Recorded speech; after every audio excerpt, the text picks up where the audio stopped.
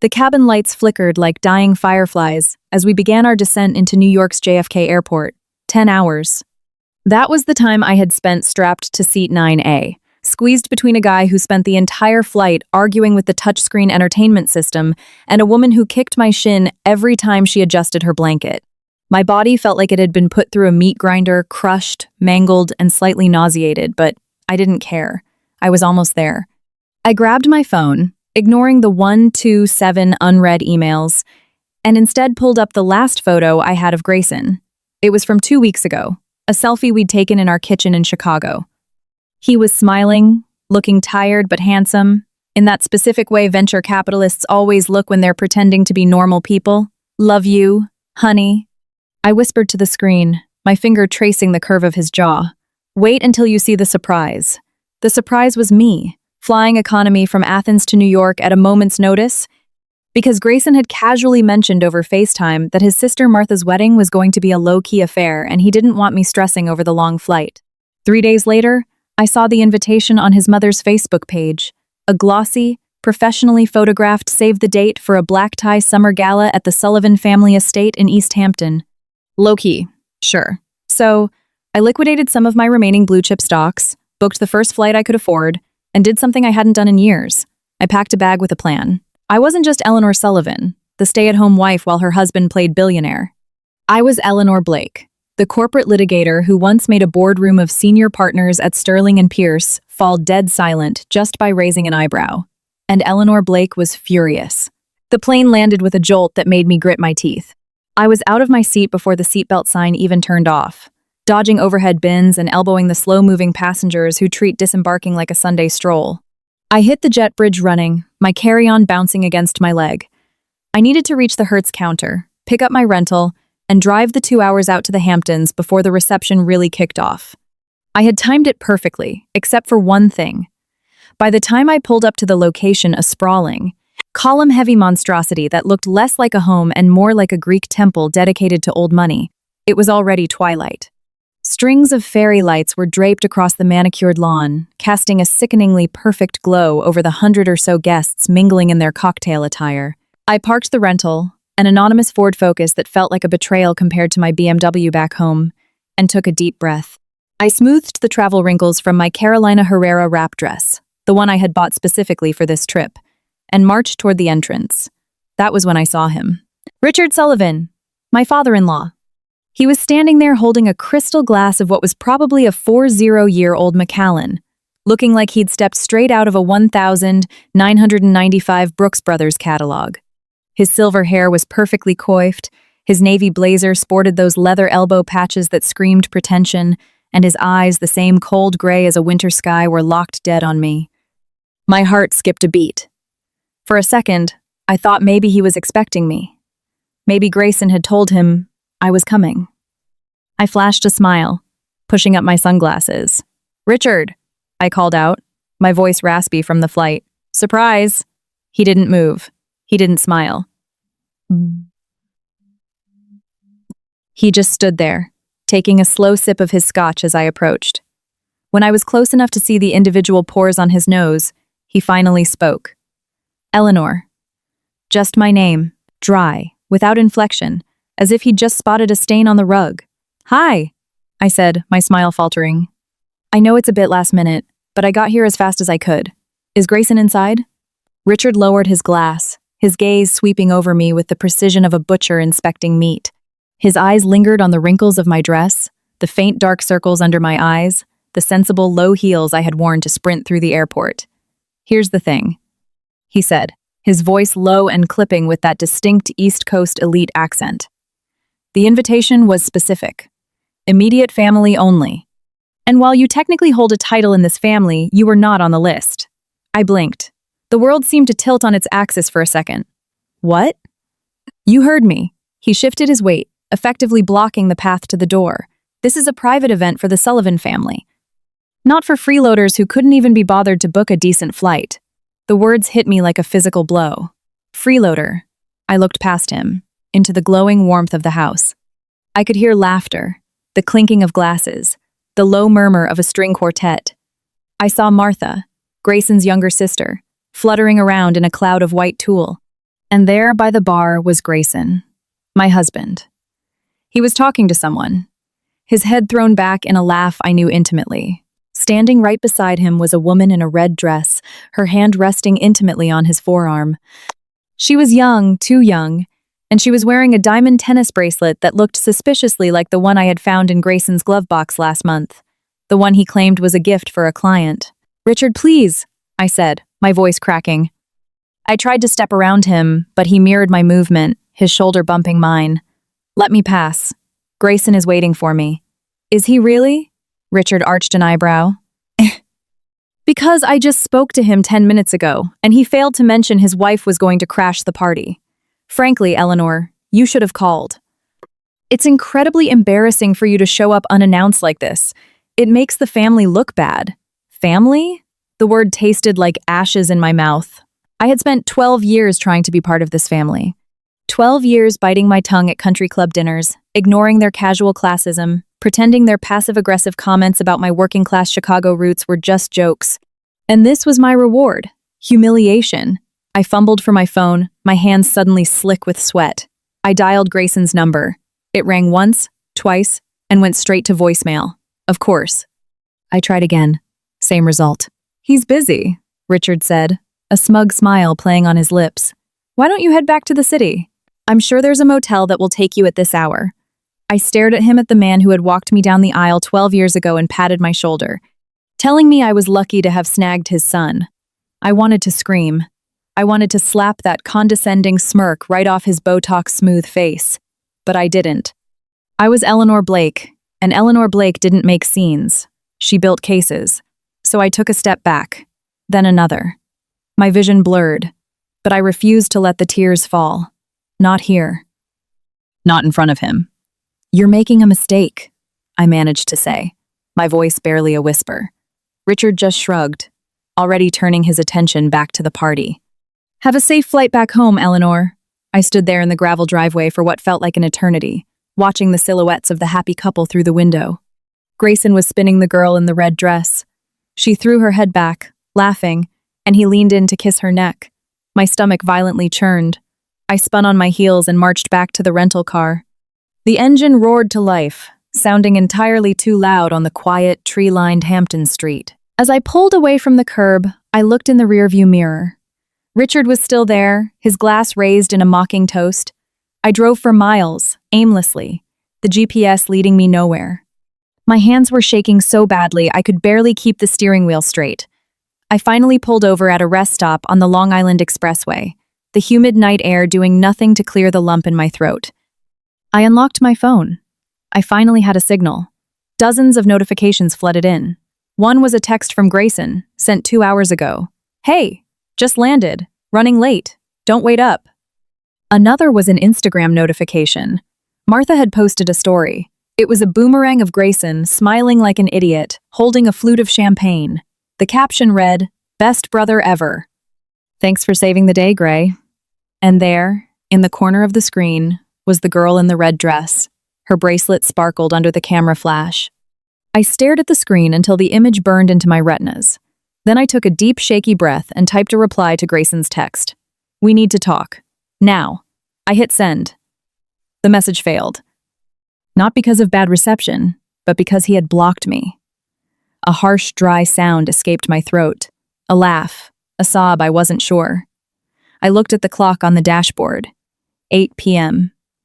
The wedding reception was in full swing. I picked up the phone again, not to call Grayson, but to open my banking app. I stared at the numbers. The offshore account. The one Grayson didn't know about. The one I had built up over the years from the freelance legal consulting gigs I took on the side. The ones I told him were just for fun. It was a lot of money. More than enough. My finger hovered over the transfer button. No, not yet. First, I needed to get to a hotel. I needed to sleep. I needed to think. But as I merged back onto the highway, joining the flow of traffic heading toward Manhattan, a different kind of feeling began to replace the heartbreak. It started as a tiny spark deep in my stomach, cold, hard, focused. By the time I checked into a midtown Manhattan hotel, the spark had become a flame. I dropped my bags in the sterile, impersonal suite and stood in the middle of the room, staring at my reflection in the dark window. The woman staring back wasn't the exhausted, betrayed wife from East Hampton. She was a litigator, and she was ready for court. My phone vibrated, an unknown number. I almost ignored it, but instinct made me answer. Hello? Silence. Then a familiar voice, slurred with alcohol and arrogance. Eleanor, it's Grayson. My blood ran cold. How did you get this number? I asked, my voice dangerously calm. Doesn't matter, he snapped, his tone shifting from surprise to irritated in an instant. What the hell are you doing in New York? And why did you try to ruin Martha's wedding? Do you have any idea how much you embarrassed me? I closed my eyes, picturing him, probably still in his tuxedo, reeking of booze and entitlement. I embarrassed you? I repeated. I flew 10 hours to be with my husband. Your father humiliated me in front of 100 people. Oh, come on, Elle, he scoffed. Dad was just messing around. You always take things so personally. Look, sorry for the mix-up, but you shouldn't have just shown up like that. That's not how we do things in this family. Family. I echoed the word in my mind. He practically dripped with condescension. Anyway, listen, I don't have time for this. The reason I'm calling is that the wedding bill came due. It's a disaster. 50 grand over budget. I blinked. Excuse me? 50,000? Eleanor, the catering, the flowers, the band, they're all demanding payment. And since you're the one who technically signed the initial venue contract, I signed it as a favor to your mother. I interrupted, my mind racing. I didn't authorize a spending overrun. Well, you signed it, Grayson said, his voice hardening. Which means we are both legally liable. So, I need to know how you want to handle this, because I am not paying for Martha's extravagance. This is on you. I sat on the edge of the bed, the mattress sinking under my weight. $50,000. The number echoed in my head. He wasn't asking, he was telling me. Telling me that the price tag for his sister's wedding, a wedding I wasn't even allowed to attend, was now my problem. I could hear music and laughter in the background. I could hear the girl in the red dress giggling. Something inside me snapped. The last frayed thread of the woman who loved Grayson Sullivan dissolved into nothing. In its place rose something new. Something razor sharp. How do I want to handle it? I repeated, the ghost of a smile touching my lips. Yeah, he said impatiently. Cash, check, wire transfer, whatever. Just handle it. I leaned back, staring at the ceiling. The flame in my stomach had become a roaring fire. Don't worry, Grayson, I said, my voice smooth as silk. I'll handle it. He paused, clearly surprised by my calm acceptance. You will? Yeah, just text me the vendor info. I'll get it sorted by Friday. The call disconnected. I pulled the phone away from my ear and stared at the black screen. Then, slowly and deliberately, I opened my banking app again. I looked at the balance in my secret account. It was more than enough to cover $50,000 without a sweat. But I wasn't going to pay a single cent. Instead, I opened a new email. The address was a burner I had set up years ago, back when I still made enemies in the corporate world. The subject line was simple. Wedding bill. I typed 2 words. Game on. Then I saved it to drafts. I wouldn't send it yet. First, I needed to gather my ammunition. First, I needed to figure out exactly what kind of game we were playing. I stood up, walked to the minibar, and poured myself a glass of cheap bourbon. It burned on the way down, a harsh contrast to the smooth, aged Macallan Richard had been drinking. I raised my glass to my reflection in the window. To family, I muttered, draining the glass in one gulp. He made the first move. I would make the last.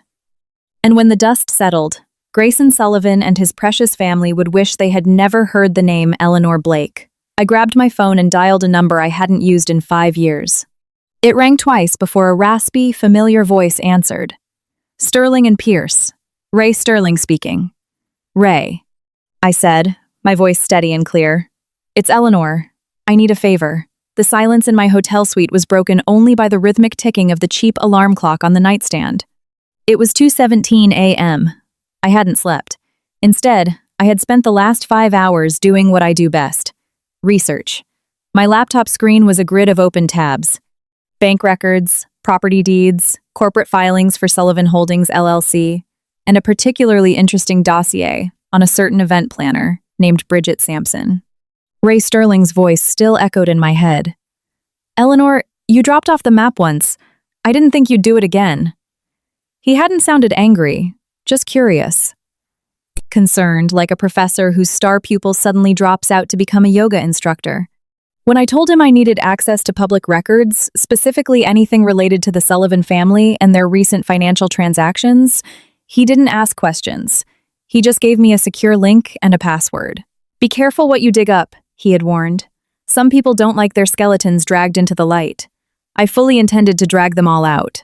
My phone vibrated on the desk, rattling against my empty water glass. It was a text from an unknown number. I knew who it was before I even looked. We need to talk about the money. Call me. No hello, no how are you. Just a demand. Classic Grayson. I left the message on read for a good 10 minutes. Then I dialed his number.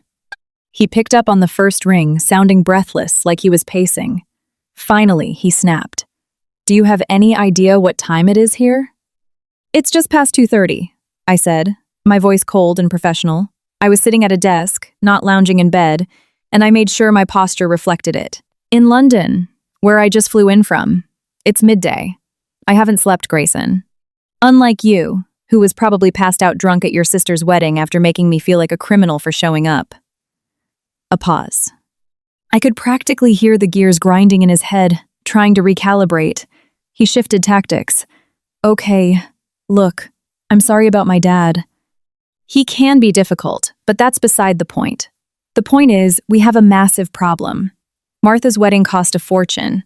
The final bill is 50 grand over what we projected. I see, I said, pulling up the spreadsheet I had been compiling. And how exactly did it go 50,000 over? It doesn't matter how, he yelled, and I heard a muffled thud, like he had slammed his hand on a table. The caterer, the florist, the band, they're all demanding payment. And since you technically signed the contract, I didn't authorize a spending overrun, I interrupted, my fingers flying across the keyboard. Nor did I agree to be the primary guarantor for Martha's impulsive decisions. You are legally on the hook, he said, his voice dropping to a low, threatening growl. We both are, which means if we don't pay, they'll sue us. And a lawsuit like that will drag my name through the mud. Think of the optics, Eleanor. I'm about to close a major funding round for my new venture. I can't have this kind of mess. There it was, the real reason. It wasn't about the money. It was about his precious reputation. So you want me to pay? I stated. I didn't ask. I want us to handle it. He corrected, but the implication was clear. Look, I'm illiquid right now. The prenup is bulletproof. You know that. I can't just pull 25 grand out of thin air. All my liquidity is tied up in the new fund. He was lying. I had seen the wire transfer receipts from the sale of his last startup. The money was there. He just didn't want to spend his own. What about your father? I asked, leaning back in the chair. He threw the party. He practically forced Martha to have it at his country club. Why isn't he footing the bill? Grayson laughed, a short, bitter sound. Are you kidding? Dad advanced the money for the rest. He expects us, you and me, to cover the overage. It's called family responsibility, Elle. Something you never really seemed to grasp. Family responsibility. The phrase made my skin crawl. It was the same guilt trip Richard used to force me into organizing his annual Christmas galas, donating to his favorite charities, and staying silent while he made disparaging remarks about my upbringing. Fine, I said, letting the word hang in the air between us. I'll handle it. He exhaled audibly. I could hear the smirk returning to his voice. Good. I knew you'd be reasonable. I'm going to forward you the vendor info. There's a wire transfer form attached. Just get it done by Friday. And Eleanor, try not to make a mess of this. Just pay the damn bill so we can put this messy weekend behind us. The call disconnected. I stared at my phone for a long moment, then slowly lowered it to the desk. I wasn't angry anymore. Anger was a hot, messy emotion. What I felt was cold, sharp, and precise. It was the feeling I used to get right before delivering a closing argument. I opened the message he had forwarded. Attached was a PDF from a company called Hampton's Luxury Events, owned by one Bridget Sampson. The invoice was itemized, but only vaguely. It listed premium buffet service at $350 per head for 120 guests, That was over $40,000 right there. Then there was floral design and installation for $15,000, the East End musicians for $12,000, and at the bottom, a line item that made my blood run cold. Miscellaneous event. Enhancements. $10,000. Enhancements? What kind of enhancements cost 10 grand? I clicked the secure link Ray had sent me, logging into the New York State Business Registry database. I typed in Bridget Sampson. A few clicks later, I had her business license, her registered agents, and a curious little lien filed against her by a former employee for unpaid wages. Interesting. Then I cross-referenced the vendor names against public records. The catering company, Gourmet Banquets Inc., was owned by a man named Anthony Faria. A quick search revealed Anthony Faria was also the treasurer of the exact same country club where Richard Sullivan served on the board of directors. Coincidence? Hardly. I spent the next hour building a case. Screenshots, links, notes. By the time the sun began to rise over Manhattan, painting the skyscrapers in shades of pink and gold, I had a clear picture. This wasn't a simple wedding that went over budget. This was a conspiracy of convenience. Richard used his connections to hire his friends' companies. They inflated the bills. Grayson, the golden boy, was just supposed to pay up and look the other way. And I, the outsider, was meant to be the ultimate deep pocket. They had underestimated me. They had treated me like a commodity, a source of funds to be tapped when needed. They forgot that I was a corporate litigator. I didn't just read contracts, I eviscerated them. I ordered room service, a pot of black coffee and dry toast, and stared out the window at the waking city. People were rushing to work, hailing cabs, living their lives. None of them knew a hurricane was brewing in a midtown hotel room. My phone buzzed again. This time it was an email from Grayson. The subject line was, repayment. Attached was a screenshot of a filled-out wire transfer form with my name and account number. The amount was $25,000. The memo line read, Martha's wedding overage. Below it, his email was short and blunt. L, stop dragging your feet. The vendors are getting impatient. Just pay the bill so we can move on. I stared at the email. Then I did something I had been planning since the moment Richard blocked my path at the gate. I forwarded the email, along with the entire invoice and my preliminary findings, to 3 people. The first was Bridget Sampson, the wedding planner. Subject line, inquiry regarding invoice, #47WO. The second was Richard Sullivan. Subject line, transparency and family finances. The third was Martha Sullivan. Subject line, your wedding bill. The body of the email to all 3 was identical. To whom it may concern, I am writing to request a detailed, itemized breakdown of the charges listed on the attached invoice for the recent Sullivan wedding.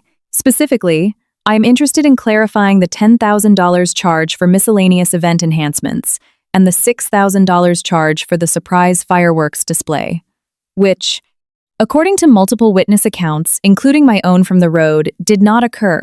As a co-signer on the initial venue contract, I have a legal right to a full accounting of these funds. Please provide this documentation by end of day Friday, or I will be forced to escalate this matter to the Better Business Bureau, the State Attorney General, and appropriate regulatory bodies. Sincerely, Eleanor Blake Sullivan. I hit send to all 3. Then I picked up my phone and dialed the one number I knew would get a reaction. It rang 4 times before a sleepy, irritated voice answered. Who is this? Grumbled Richard Sullivan. Richard, I said, my voice bright and cheerful. It's Eleanor. I hope I didn't wake you. I just sent you an email. I'm sure you'll find it enlightening. There was a moment of silence. Then I heard the rustling of sheets, followed by the sound of a laptop opening. A few seconds later, his voice changed. The sleepiness vanished, replaced by pure, unadulterated panic. What the hell is this? He roared. What kind of game are you playing, you ungrateful little? I'm not playing a game, Richard, I interrupted, cutting him off mid-insult. I am simply asking for transparency. You taught me that, remember? Always know where your money goes. Well, I intend to know. And if I don't get answers, I will be contacting the Attorney General, the IRS, and my own legal counsel, all before lunch. You wouldn't dare, he whispered. Wouldn't I? I said, hearing the challenge in his voice. Try me, Richard. If you or anyone else contacts me again about this bill, you'll be hearing directly from my lawyer. Have a lovely morning. I hung up before he could respond. My hand was shaking, but not from fear. Adrenaline. 2 minutes later, my phone rang. It was Grayson. I let it go to voicemail. He called again and again. I switched the phone to Do Not Disturb and placed it face down on the desk. The next call was from an unknown number. I almost ignored it, but instinct kicked in again. Hello? Mrs. Sullivan? A hesitant female voice. This is Bridget Sampson. I just received your email. I smiled. Here we go. Miss Sampson, I said smoothly. Thank you for getting back to me so promptly. I assume you received the invoice and my request for clarification. Yes, I did, she stammered. And I just want to say, I am so sorry for the confusion. That $10,000 charge? It was a mistake, a clerical error. It was actually for the extra security detail your father-in-law requested at the last minute. And the fireworks! Yes, the weather was too windy, so we canceled. I must have forgotten to adjust the final bill. Security detail. What security detail? There were no paparazzi at this wedding. Unless, I see, I thought, tucking that little nugget of information away for later. And the $6,000 for the canceled fireworks? Oh, that was absorbed into the floral budget, she said quickly. Please, Mrs. Sullivan, I can issue you a revised invoice today. Just, please, don't report me to the Attorney General. My business couldn't survive a hit like that. I'm glad we could clear this up, Miss Sampson, I said.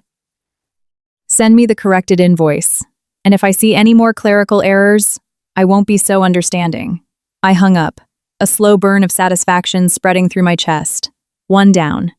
2 to go. My phone vibrated again. A text from Martha. Oh my God, Eleanor, what is going on? Dad is freaking out. He says you're gonna sue him? Plaz, call me. This isn't fair. I worked so hard on my wedding. I didn't reply. Let her sweat. Let them all sweat. I stood up and stretched, the stiffness of sitting for so long finally catching up with me. I walked over to the minibar and grabbed another tiny bottle of bourbon. I didn't even bother with a glass. I just unscrewed the cap and took a swig. The taste was harsh, but it went down brilliantly. I looked at the clock. 7:45 a.m. I had maybe an hour before the real counterattack began, before Grayson and Richard regrouped and came after me with everything they had, but I wasn't worried. I walked over to my laptop and opened a new document. The title was simple. Case Notes. Sullivan v. Sullivan. Preliminary Findings. Below it, I typed a single sentence. Plaintiff alleges a pattern of financial mismanagement, fraudulent misrepresentation, and emotional coercion, with defendant's own actions serving as primary evidence. I saved the file. The game had just begun, and for the first time in 12 years, I was playing to win. The first shot predictably came from Grayson. Not a call this time. He knew better. It was an email sent to my private account, CCing his lawyer. The subject line was a masterpiece of passive aggression. Your unfortunate misunderstanding regarding family finances. I almost laughed. Misunderstanding. That was rich. I opened the attachment. It was a cease and desist letter, drafted by some ambulance-chasing attorney he probably found online. It accused me of making baseless, defamatory accusations against upstanding members of the community and demanded I retract my emails and cease all further communication. It was laughable. A boilerplate template. The only name on it was some junior associates. The senior partner's signature was glaringly absent. They were testing the waters. I forwarded it to Ray Sterling with a single note. Thoughts? His reply came 10 minutes later. Amateur hour. Ignore. They're scared. Scared. Yes, that was the scent in the air. Fear. The Sullivans operated on the assumption that their wealth and social standing made them untouchable. They were about to learn that paper tigers burn easily. At 9:15 a.m., my phone rang. Private number. Pick up, Eleanor. Richard Sullivan's voice was different this time.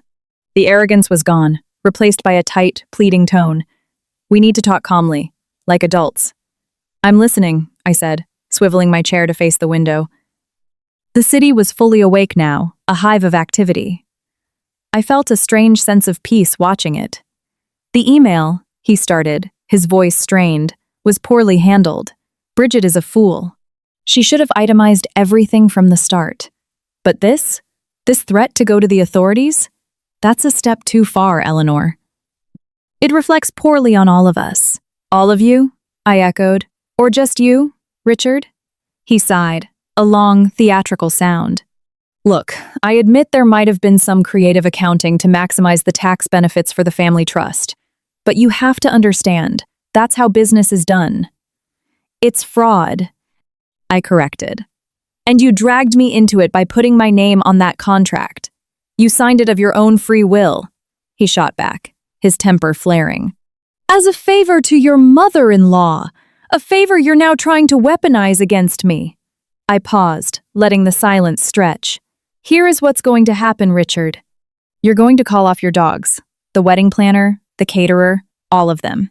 You're going to tell them I am not liable for a single dime of that overage. Then you're going to call your son and tell him to stop harassing me. And if I don't? He asked, the threat hanging heavy in the air.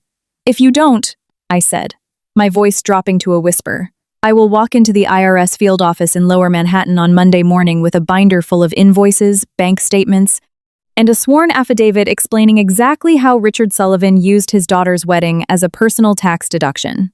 The call disconnected. He had hung up on me. But I could practically hear the gears grinding in his head. He knew I wasn't bluffing. He knew I had the receipts. 5 minutes later, my phone pinged, a text from Grayson. What the hell did you say to my dad? He just called me screaming. You're blowing this completely out of proportion. Just pay the damn bill, Eleanor. It's not worth destroying the family over. I stared at the text. Destroying the family. He was the one who banned me from the wedding. He was the one sleeping with another woman. He was the one trying to stick me with a fraudulent bill. I didn't reply. I had bigger fish to fry. I opened my laptop and navigated to the corporate registry for Sullivan Holdings, LLC. I had been there before, but this time I was looking for something specific. Board members, directors, financial disclosures. It was a private company, so information was limited, but not non-existent. I found what I was looking for buried in an annual report from 3 years ago. A list of properties held by the LLC. One of them was a beachfront estate in East Hampton, the exact same one where the wedding was held. The property was valued at $10 million, but the mortgage listed in the county records was only $2 million. That meant Richard had $8 million in equity. Equity he could easily tap into to pay for his daughter's wedding. He didn't need my money. He just wanted to control me. I spent the next hour drafting a formal response to the cease and desist letter from Grayson's lawyer. It was a work of art, if I do say so myself. I cited case law, pointed out the glaring flaws in their argument, and concluded with a paragraph that was equal parts warning and promise. Furthermore, my client reserves the right to pursue civil action against Mr. Sullivan and his associates for tortious interference, fraud, and intentional infliction of emotional distress. Any further attempts at intimidation will be viewed as evidence of a pattern of harassment and will be presented to the court as such. Please advise your client to cease and desist from contacting my client directly or indirectly. All future communication must go through my office. I signed it Eleanor Blake and attached it to an email to Ray Sterling. Can you slap your letterhead on this and send it over? Make it official. His reply was instantaneous. On it. And Eleanor, brace yourself. This is going to get ugly. Ugly. I could handle ugly. I had grown up in ugly. This wasn't ugly. This was just business. The rest of the day passed in a blur of legal documents, online research, and carefully crafted emails. I ate the rest of my cold toast and drank 3 more cups of terrible hotel coffee. By 5 p.m., I had a complete timeline of events.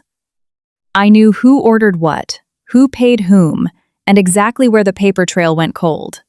It wasn't a smoking gun. It was a forest fire of circumstantial evidence. That evening, I decided to treat myself. I left the hotel and walked 15 blocks to a small, unassuming Italian restaurant that reminded me of my law school days in Chicago. The food was incredible, the wine was cheap, and the atmosphere was blissfully normal. I ate a plate of linguine with clams and watched the couples around me, holding hands, laughing, sharing their lives. I felt a pang of sadness, but it was distant, like remembering a dream. When I returned to my hotel room, there was a message waiting on the hotel's voicemail system. It was Martha. She sounded like she had been crying. Eleanor, please. I don't know what's going on. Dad is screaming at everyone. Grayson is freaking out. My honeymoon is booked and I think they're going to cancel it because of this stupid bill. Just, just tell me what you want. If you want money, fine. Name a price. I just don't want my wedding ruined by all this drama. Call me back. I deleted the message. I didn't want her money. I didn't want her pity. I wanted her to understand that the world didn't revolve around her and Daddy's bank account. I turned on the TV, flipping through channels until I found a rerun of a legal drama. I watched it with a glass of wine, analyzing the prosecution's case, finding the holes in their logic. It was a comforting ritual. Around 10 p.m., my phone buzzed. A news alert. I almost ignored it, but the headline caught my eye. Local real estate mogul faces IRS scrutiny amidst ongoing family feud. My blood ran cold. I clicked the link. The article was short, buried in the local section of the New York Post. It stated that sources close to the Sullivan family confirmed the IRS had initiated a routine audit of Sullivan Holdings LLC, following anonymous tips regarding potential tax discrepancies tied to personal expenses. Anonymous tips. I smiled. I hadn't submitted any tips. Not yet. But someone had. Someone who wanted to stir the pot. Was it Bridget trying to save her own skin? Or someone else entirely? Either way, the message was clear. The noose was tightening. I picked up my phone and dialed the one number I knew would give me the truth. Ray, I said when he answered, his voice groggy. It's Eleanor. Did you see the news? I did, he said, sounding remarkably awake for someone who had just been roused from sleep. Timing is interesting. Too interesting, I agreed. Someone's trying to spook them. Or someone's trying to help you? Ray countered. Either way, it accelerates the timeline. They're going to come at you with everything they have now. Grayson will be desperate. I know, I said, a shiver of anticipation running down my spine. And I'm ready. I ended the call and stood in the middle of the room, the glow of the television washing over me. I thought of Grayson, of Richard, of the looks on their faces when they realized they could no longer bully me. Then I did something I hadn't done in years. I opened my old briefcase, the one I used to take to court. Inside, nestled next to my law degree, was a small silver letter opener. I ran my thumb along the sharp edge. Tomorrow, the gloves were coming off. Tomorrow, Eleanor Blake would stop sending emails and start filing motions. I placed the letter opener on the desk next to my laptop. It gleamed in the lamplight. A silent promise. The $50,000 bill was just the opening salvo. The war was just beginning, and I fully intended to collect every single cent they owed me, plus interest. The morning sun did nothing to warm the steel trap my life had become. I woke up at 6 a.m. sharp, not because of an alarm, but out of a deeply ingrained habit formed during my years at Sterling and Pierce. Sleep was a luxury I couldn't afford, not when the opposition was already circling. I brewed a cup of the hotel's complimentary coffee, which tasted like burnt rubber, and sat down at the desk. My inbox was a war zone. Overnight, I had received 17 emails, 3 from Grayson, ranging in tone from pleading to threatening, 5 from Richard, all filtered through his personal assistant, demanding a family summit, and 9 from various vendors associated with the wedding, each more panicked than the last, begging for payment or clarification. I deleted Grayson's emails without reading them. I forwarded Richard's to Ray with a note, "Summit over my dead body." And I drafted a single, unified response to the vendors. To whom it may concern, please direct all inquiries regarding payment for the Sullivan wedding to the offices of Richard Sullivan, care of Sullivan Holdings LLC. My client, Eleanor Blake Sullivan, is not responsible for any unauthorized expenses. Be advised that any further attempts to contact my client regarding this matter will be considered harassment and reported to the appropriate authorities. Sincerely, Ray Sterling, Esk Sterling, and Pierce, LLP. I attached the letter Ray had sent the night before and hit send. Then I picked up the phone and dialed the one person who could give me the lay of the land. "Good morning, sunshine," Ray's voice boomed over the receiver. He sounded like he had been awake for hours, probably already at his desk in the financial district. "I assume you've seen the circus," I said, sipping my terrible coffee. "Any idea who leaked the financial story to the Post?" "Off the record," Ray said, his voice dropping. "Probably Bridget Sampson. She's desperate. She knows if this blows up, her license is toast. She's trying to throw the Sullivans under the bus to save herself." "Smart woman," I murmured. "Desperate, but smart." Speaking of desperate, Ray continued, "Grayson just retained Teresa Gates." My hand froze in midair, the coffee cup hovering inches from my lips. Teresa Gates. The name was a punch to the gut. She was the most feared divorce attorney in Manhattan, notorious for her scorched earth tactics and her ability to financially bury her opponents before a case even reached a courtroom. She was also legendary for never losing. Retaining her wasn't a legal maneuver, it was a declaration of war. "He isn't wasting any time," I said, my voice carefully neutral. "Neither are you," Ray replied. "Teresa is good. Arrogant, but good. She's going to try to bury you in paperwork and motions to dismiss. We need to be proactive. We need to strike first." "Agreed," I said, setting the cup down. The caffeine had suddenly lost its appeal. "What are my options?" "We have grounds for a tortious interference claim against Grayson for dragging you into that contract.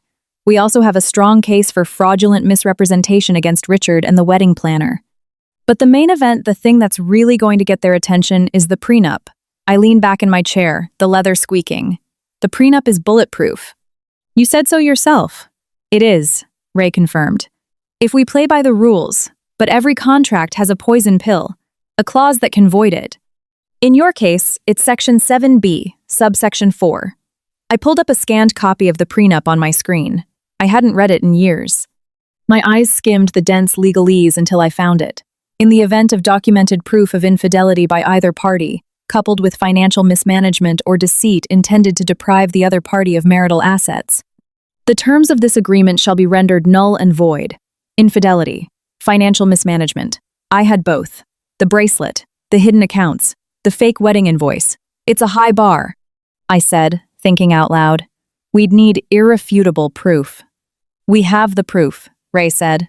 "The question is, are you ready to use it? Because once we pull this trigger, there's no going back. You're divorcing him, Eleanor. For real." I stared at the words on the screen.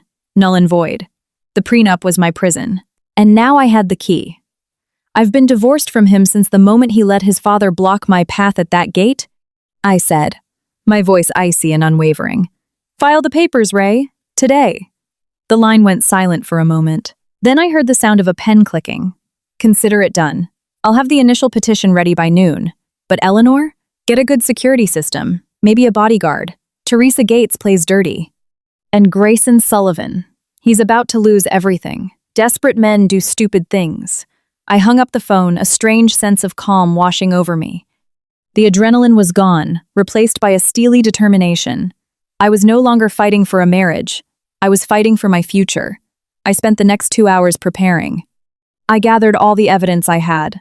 The photos of the girl in the red dress, the bank statements showing Grayson's hidden funds, the emails regarding the wedding bill, the audio recording of Richard admitting to creative accounting. I organized it all into a digital dossier, labeled and time-stamped. At 11:30 a.m., my phone rang. It was the front desk. "Miss Blake, there is a courier here with a delivery for you." "A delivery?" I frowned. I wasn't expecting anything. "All right, send him up." Minutes later, there was a knock at the door. I peeked through the peephole. A young man in a courier uniform stood there, holding a thick envelope. I opened the door. "Eleanor Blake?" he asked. "That's me." He handed me the envelope and a clipboard. "Sign here, please." I scribbled my name and took the package. It was heavier than I expected. I closed the door and walked back to the desk. I ripped open the seal. Inside was a single document, printed on expensive, heavy stock paper, bearing the logo of Gates & Associates. It was a summons. Grayson was suing me for divorce. The petition was brutal in its efficiency. It cited irreconcilable differences and emotional cruelty, a laughable accusation given the circumstances. It demanded I pay his legal fees. It demanded I vacate our marital home in Chicago, the one I had decorated, maintained, and paid the mortgage on for years while he played startup founder. And at the bottom, there was a demand for sole ownership of the East Hampton estate, claiming it was a premarital asset despite the fact that I had contributed significantly to its upkeep and renovation. Teresa Gates had made her opening move. I read through it, my lips pressed into a thin line. He wasn't just trying to divorce me, he was trying to erase me. To pretend our 12 years of marriage had never happened, I picked up my phone and dialed Ray's number. "He filed," I said, stating the obvious. "I know," Ray replied, the clatter of his keyboard audible in the background. "I just got the electronic notification." "It's ambitious. It's a joke," I said, tossing the summons onto the desk. "He thinks he can bully me into folding. Gates is playing her usual game, Ray said. She wants to intimidate you, make you settle early for pennies. Don't fall for it. I won't, I promised. Did you get my email with the evidence? Just reviewed it, he said. It's solid. The photo of the bracelet is particularly damning. And the audio recording of Richard? A showstopper. Can we use that? Good, I said, standing up and walking to the window. The city was a concrete jungle, and I was about to become its apex predator. Then let's give them something to really chew on. File our counterclaim today. Include everything. The infidelity, the financial fraud, the breach of the prenup.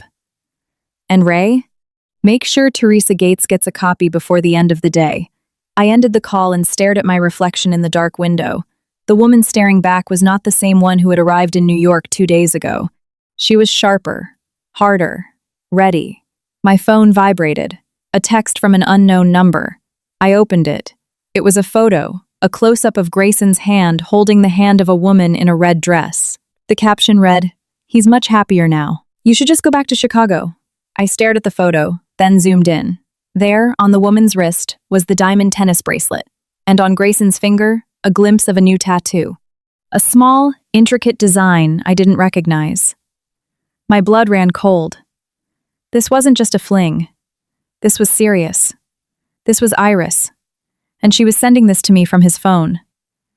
I saved the image, added it to the digital dossier, then blocked the number. Let them think they were winning.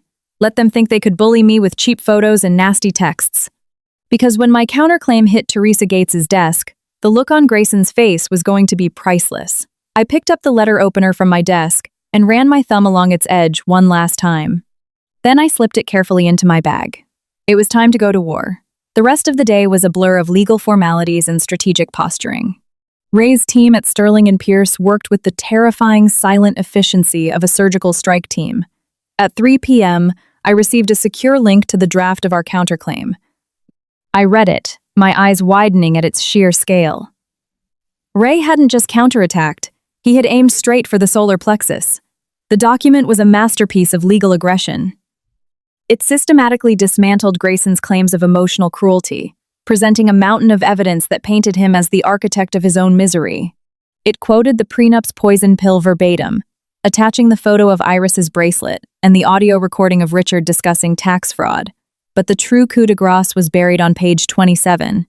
Ray had uncovered a series of wire transfers, small amounts initially, 5,000 here, 10,000 there, moving from Grayson's corporate account to an offshore entity based in Delaware, routed through the Caymans. The entity was named Redwood Ventures LLC. It had no listed employees, no physical address, and no discernible business purpose, except, of course, to hide money. And the most recent transfer was for $500,000, dated 3 days after the wedding.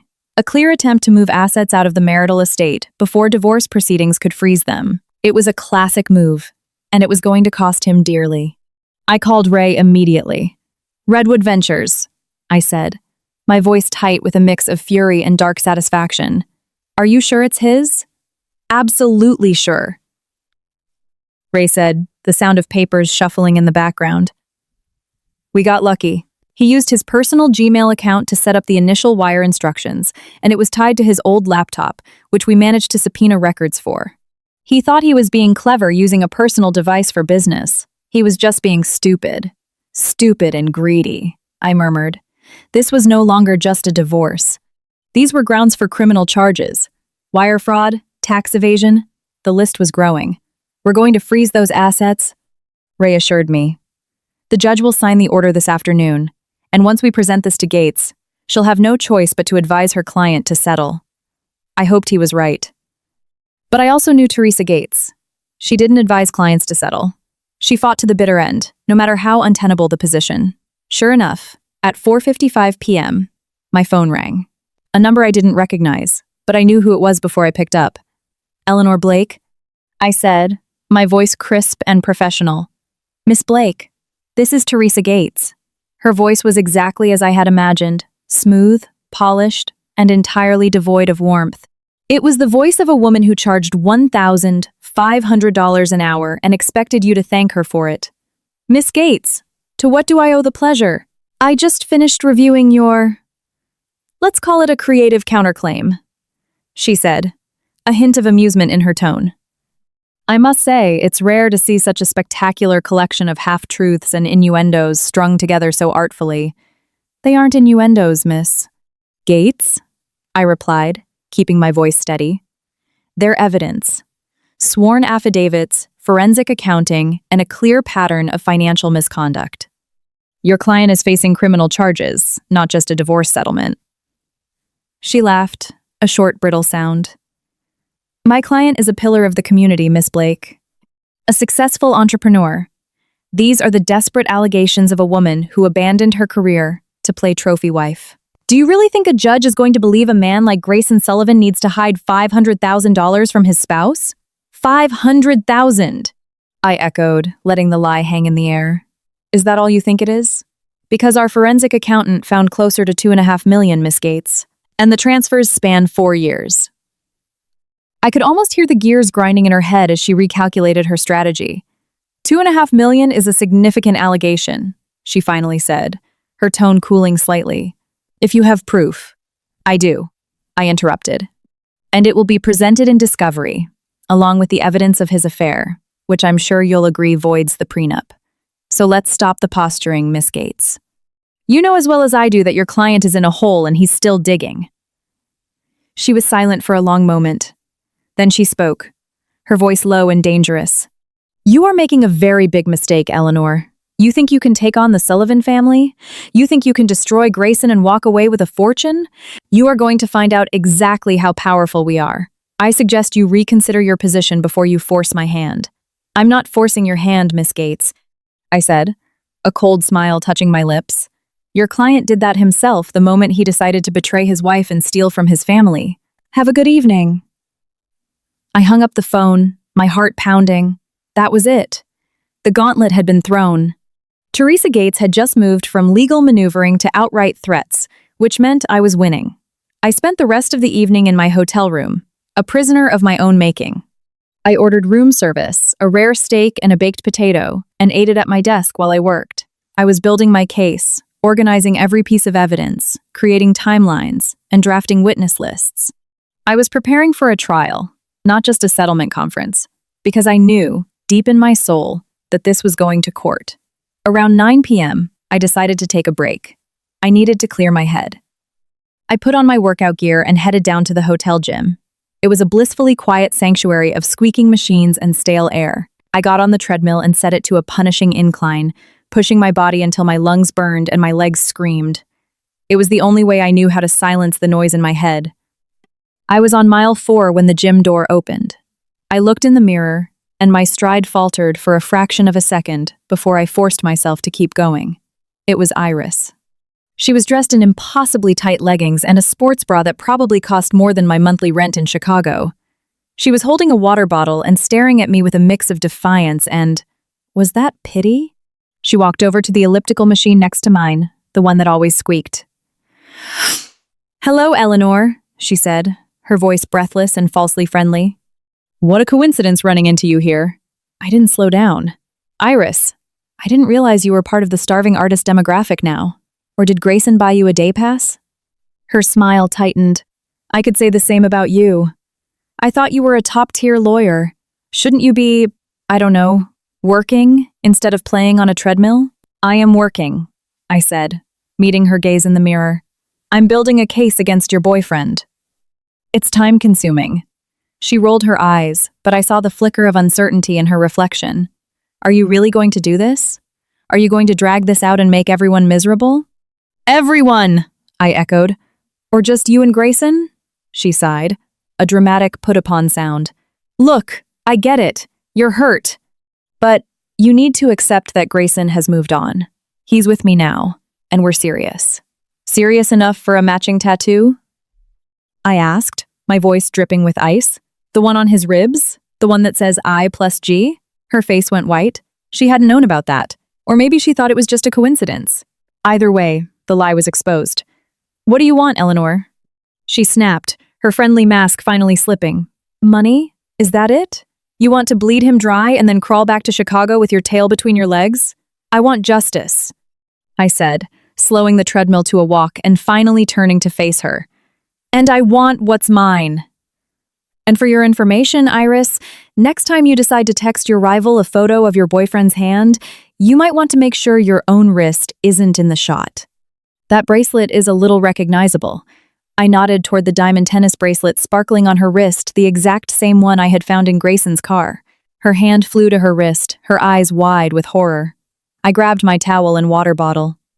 As I stepped off the treadmill, I leaned in close, just enough for her to hear me over the hum of the machines. "Have a good run," I murmured. "It might be your last one as a free woman." I walked out of the gym, leaving her standing there staring at her wrist in shock. Back in my room, I checked my phone. A single text from an unknown number. "You." I smiled. Let her stew. Let them all stew. I had a long night ahead of me. I made the first move, and I had just checkmated their queen. Now it was time to go after the king. The adrenaline from the confrontation in the gym with Iris had faded by midnight, leaving behind a familiar, corrosive emptiness. Sleep was impossible. My mind was a live electrical wire, sparking with connections, implications, and the ghost of her face when I mentioned the bracelet. So, I did what any sane person would do at 1 a.m. in a strange hotel room. I went to work. I reopened my laptop, the screen's glare cutting through the darkness. The file on Grayson was growing, but it was still missing a crucial piece. The family. Richard Sullivan wasn't just a pompous father-in-law. He was the head of a real estate empire built on a foundation that was starting to look less like solid bedrock and more like quicksand. I needed to know the depth of the rot. I navigated to the online database of the Suffolk County Clerk's Office, a public repository of property deeds, liens, and corporate filings. It was a treasure trove for anyone willing to dig, and I was more than willing. I started with Sullivan Holdings LLC, running a comprehensive search on all properties associated with the company. Most of it was legitimate. Beachfront mansions, commercial storefronts, a portfolio of rental properties. But 3 listings caught my eye. They were industrial lots located in less desirable parts of Long Island, far from the manicured lawns of the wealthy enclaves. According to the records, they were owned by Sullivan Holdings, but they were valued significantly lower than comparable properties in the area, and each one had a massive recent mortgage attached to it. I cross-referenced the mortgage lenders. They weren't traditional banks. They were small storefront lending companies with names like Coastal Capital Solutions and East End Equity Group. A quick search revealed these companies specialized in high-risk, high-interest loans that were often predatory. And the borrower on all 3 loans wasn't Sullivan Holdings LLC. It was Richard Sullivan, personally. He had mortgaged his personal assets to prop up failing commercial ventures. That explained the desperation for the wedding money. He wasn't just being cheap. He was in trouble. I dug deeper. I found financing records showing Richard had used his personal stock portfolio as collateral for these loans. And if the stock market dipped, or if one of his properties went underwater, he would be forced to sell. Everything he had was leveraged to the hilt. The Sullivan family fortune wasn't a fortress. It was a house of cards, and the wind was picking up. I compiled the evidence into a new folder, labeling it Financial Exposure of Richard Sullivan. Then I turned my attention back to the man who had started this whole mess, my soon-to-be ex-husband. I needed to know more about Redwood Ventures LLC. Delaware was notoriously secretive, but I wasn't without resources. I had a friend from law school, a brilliant forensic accountant named Kenji Tanaka, who now ran his own firm specializing in international asset recovery. I sent him a secure message with the details of the wire transfers and the shell company's name. Within an hour, he replied, Redwood Ventures is a classic shell game. The registered agent is a law firm in Wilmington, no beneficial owners listed. But I ran the transaction patterns through our AI model. The IP addresses used to initiate the transfers don't originate in Delaware. They bounce through servers in Toronto and London before hitting a residential address right here in Manhattan. Want to guess whose residential address? My blood ran cold. I already knew. I replied, bingo. Specifically, his Soho penthouse, the one he told me he sold 2 years ago. Looks like he just transferred the title to an LLC he controls and kept living there. The plot thickens. Kenji sent me a screenshot of the data. It was irrefutable. Grayson hadn't just hidden money. He had hidden property, a multi-million-dollar asset. And if he lied about that, what else was he hiding? I leaned back in my chair, staring at the ceiling. The web was tightening. Every move they made, every lie they told, only served to entangle them further. They were amateur criminals, sloppy and arrogant, believing their own hype. It was almost too easy. Almost. At 4 a.m., my phone buzzed. It was a video call from an unknown number. I almost ignored it, but something made me answer. The screen went black for a moment. Then an image appeared. It was shaky, poorly lit. It was Grayson's apartment in Soho. I recognized the view from the window, the layout of the kitchen. And there, sitting on the counter, was a bottle of that 40-year-old Macallan, Richard's favorite. Then the camera panned, and I saw them. Grayson and Iris. They were having a screaming match. "You said she was bluffing!" Iris hissed, her face contorted with rage. "You said she wouldn't fight! Now look at this mess! My dad is calling me, asking if it's true. I'm handling it!" Grayson yelled, slamming his hand on the counter. The bottle of scotch wobbled precariously. "Teresa is the best. She'll bury her." Bury her? She just served us with a counterclaim that includes a motion to freeze your assets. Do you even realize what that means? It means you can't pay your own lawyers. You can't pay your rent. "Are you broke, Grayson?" "I'm not broke," he roared, grabbing the bottle and taking a swig straight from it. "I have money. I have investments. Liar!" Iris screamed. "Your father is broke. He mortgaged everything up to his eyeballs. He's the one who needed the wedding money. And now you've dragged me into this. I'm going to be deposed. My name is going to be in the papers." Grayson's face twisted in rage. He lunged at her, grabbing her by the arm. "Shut up! Just shut up! You're nothing but a gold digger anyway! You're lucky I even look at you!" Iris shrieked, trying to pull away. The camera spun wildly, then clattered to the floor. The video ended in a shower of static. I sat there in the dark, my heart pounding. I rewound the video, watching it over and over. I saved it to my encrypted drive. That wasn't just proof, that was a confession. A domestic dispute captured on video, complete with admissions of financial distress, emotional abuse, and a clear motive for Iris to turn on him. I forwarded the video to Ray with a single note, Attachment A. Then I did something I had been planning since the moment Richard blocked my path at the gate. I drafted an email to an address I found on the IRS whistleblower portal. I attached the property records for the 3 industrial lots, the details of the predatory loans, and a summary of Richard's financial exposure. I didn't include Grayson's name or the divorce proceedings. This was purely about Richard and his potential tax fraud. It was clean, it was legal, and it was devastating. I hit send. An hour later, as the first gray light of dawn began to creep over Manhattan, my phone rang. It was Ray. "Have you slept?" he asked, his voice sharp with concern. "Define sleep," I said, rubbing my eyes. "I just got off the phone with Teresa Gates," he said, and I could hear the smirk in his voice. "She's rattled. She received our motion to freeze assets along with Kenji's forensic report. And apparently her client had a heated argument with his girlfriend last night that was accidentally recorded." "Accidentally," I murmured. "Let's just say it's compelling evidence," Ray said.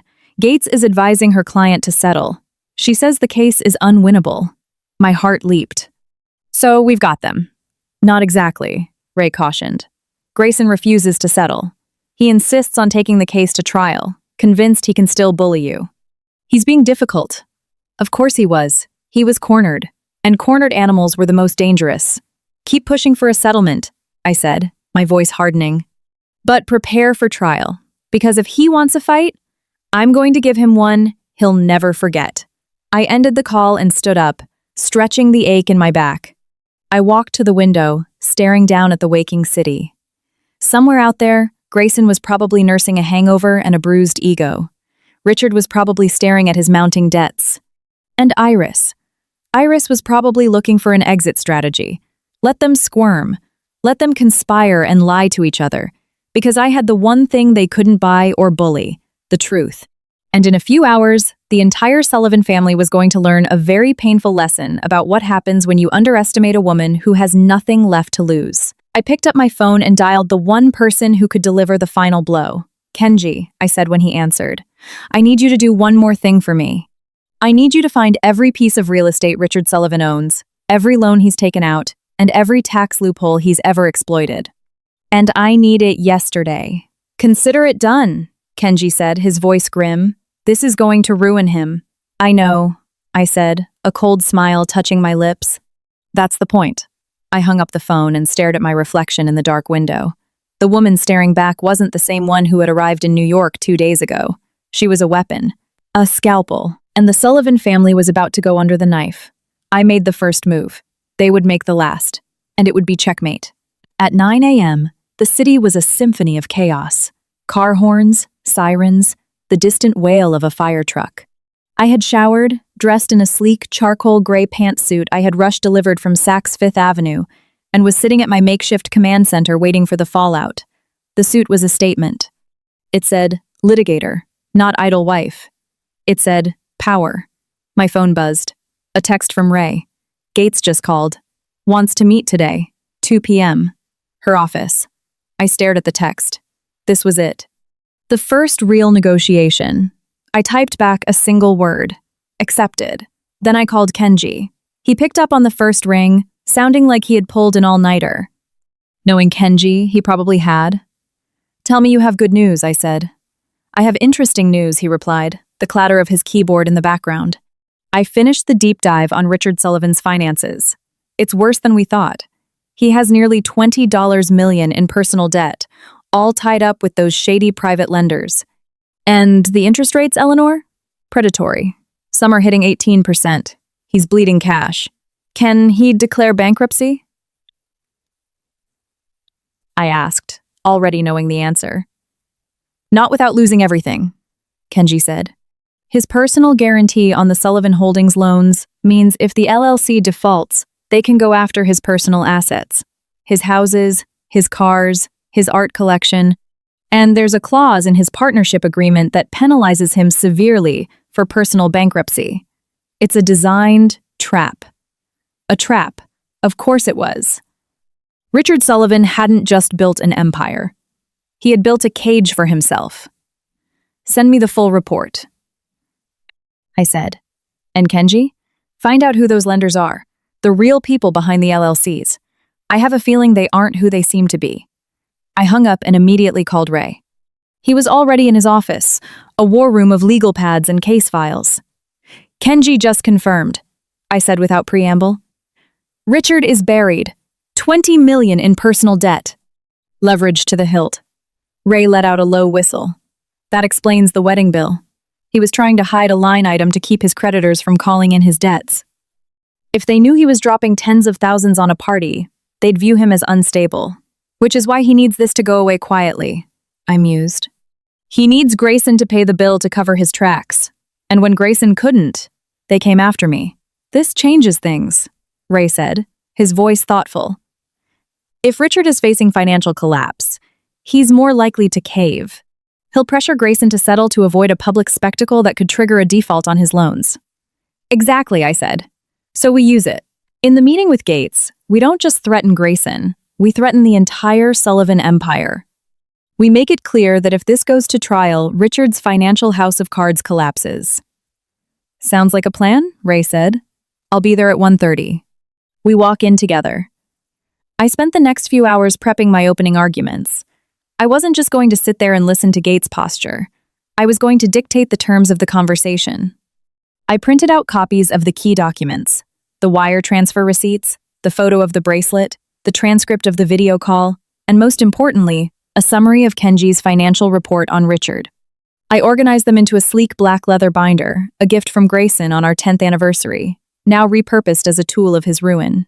At 1:15 p.m., I left the hotel. The midtown air was thick with humidity, a stark contrast to the crisp, conditioned air of my suite. I walked the 10 blocks to Gates and Associates, my heels clicking on the pavement in a rhythm that matched the beating of my heart. It wasn't nervousness, it was focus. Gates's office was on the 15th floor of a skyscraper on Madison Avenue, all polished wood, modern art, and views that cost more per month than my rent in Chicago. Her assistant, a severe-looking woman with a bun so tight it looked painful, escorted us into the conference room.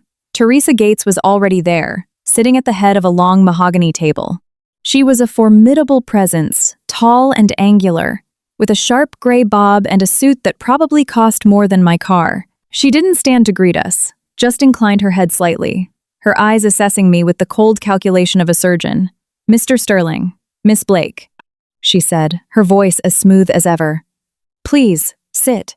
Ray and I sat across from her. There was no one else in the room. No junior associates, no paralegals. This was a private summit. Let's not waste time with pleasantries, Gates started, folding her hands on the table.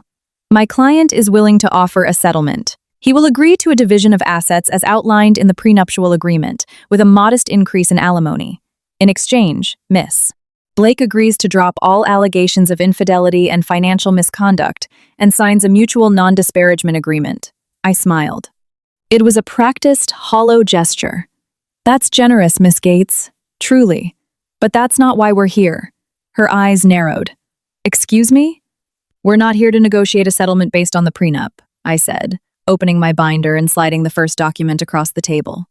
It was the summary of Richard's financial exposure. We're here to discuss the dissolution of the marriage and the division of marital assets, which, thanks to your client's actions, are now significantly more complex. Gates glanced at the paper, her expression unreadable, then looked at Ray. Is this some kind of joke? This is about Richard Sullivan, not Grayson. Actually, Ray said, his voice calm and steady, it's very much about Grayson. Grayson is the heir apparent to the Sullivan empire. If that empire collapses under a mountain of debt and fraud investigations, what is Grayson's net worth? What is his future earning potential? And more importantly, what does that do to his ability to pay the legal fees you're racking up? Gates's jaw tightened. She knew we were right. I slid another document across the table, the transcript of the video call. And then there's this, a candid conversation between your client and his companion. It's quite illuminating. Especially the part where he admits to financial difficulties and calls her a gold digger. I'm sure a jury would find that charming. Gates didn't touch the paper. She just stared at it, her knuckles white. I placed the final document on the pile, the motion to freeze assets. And finally, this, which we will file with the court tomorrow morning if we don't reach a satisfactory resolution today. We have evidence of a pattern of dissipating marital assets, Miss Gates. We will freeze every account, every property, every investment vehicle tied to Grayson Sullivan. He won't be able to buy a cup of coffee, let alone pay your retainer. For the first time since we sat down, Teresa Gates looked uncertain. She leaned back in her chair, her eyes darting between me and Ray. The icy composure was cracking. My client, he doesn't want this to go to trial, she said, her voice losing some of its previous confidence. He wants this over. So do I said, leaning forward. Which is why I'm offering a solution. Grayson agrees to a full and unconditional waiver of the prenuptial agreement. We split the marital assets 50-50, and he pays my legal fees. In exchange, I agree not to file criminal charges against him or his father. Gates laughed, but it was a hollow sound. You can't be serious. An equal split? He'll be left with nothing. He'll be left with his life, I countered. And his freedom. Because if this goes to trial, Miss Gates, I won't just present this evidence in civil court. I'll hand it over to the district attorney, the SEC, and the IRS. Your client will face criminal charges. Is that the outcome you want for him? The room fell silent. The only sound was the low hum of the air conditioning. Gates stared at me for a long, long time. Then slowly, she gathered the papers, stacking them neatly. I need to speak with my client. Of course, Ray said, standing up. We'll be in the hall. We stepped out of the conference room, the heavy oak door clicking shut behind us. Ray turned to me, a grin breaking across his face. That was brutal and magnificent. I meant every word. I said, the adrenaline finally starting to recede, leaving behind a profound exhaustion. He has until the end of the day. We didn't have to wait long. 20 minutes later, Gates emerged. Her face was a mask of professional detachment, but her eyes were cold. She had lost this round. He will agree to your terms, she said, her voice dry. With one addition, the non-disparagement agreement is non-negotiable. I smiled. Done. We shook hands. The deal was sealed. As we walked out of the building and onto the bustling street, the midday sun felt different. Warmer, brighter. The war wasn't over. There would be battles over the details, over the wording of the final decree, but the outcome was no longer in doubt. I looked up at the towering skyscrapers, the glass and steel that symbolized the world I was about to re-enter. I was no longer an outsider looking in. I was a player, a force to be reckoned with. My phone buzzed, a text from an unknown number. You think you won? You have no idea what's coming. I smiled and blocked the number. Let them threaten. Let them posture. It was all they had left.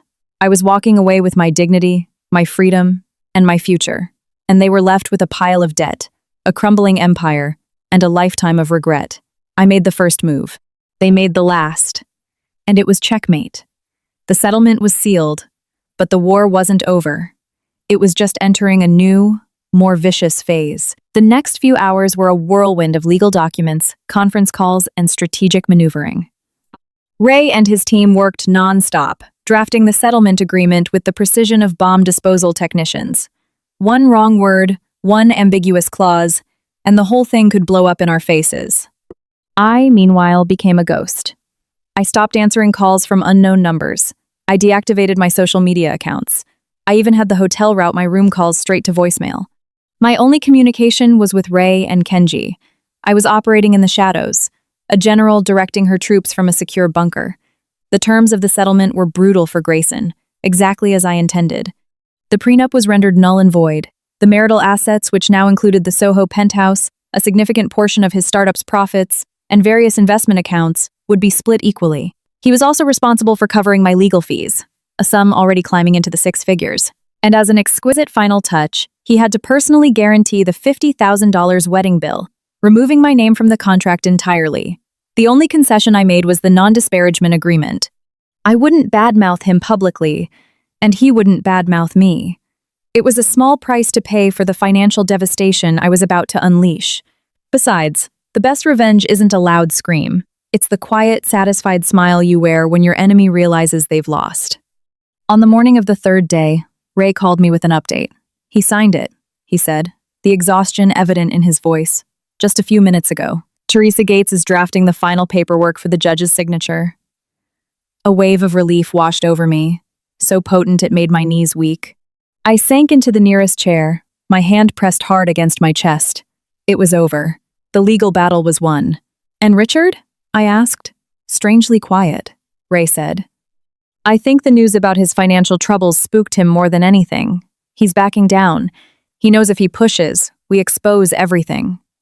Good, I said. So now it's just Grayson. Just Grayson, Ray confirmed, and he's not taking it well. Gates said he was emotional. She practically had to hold his hand to make him sign. I smiled. Emotional.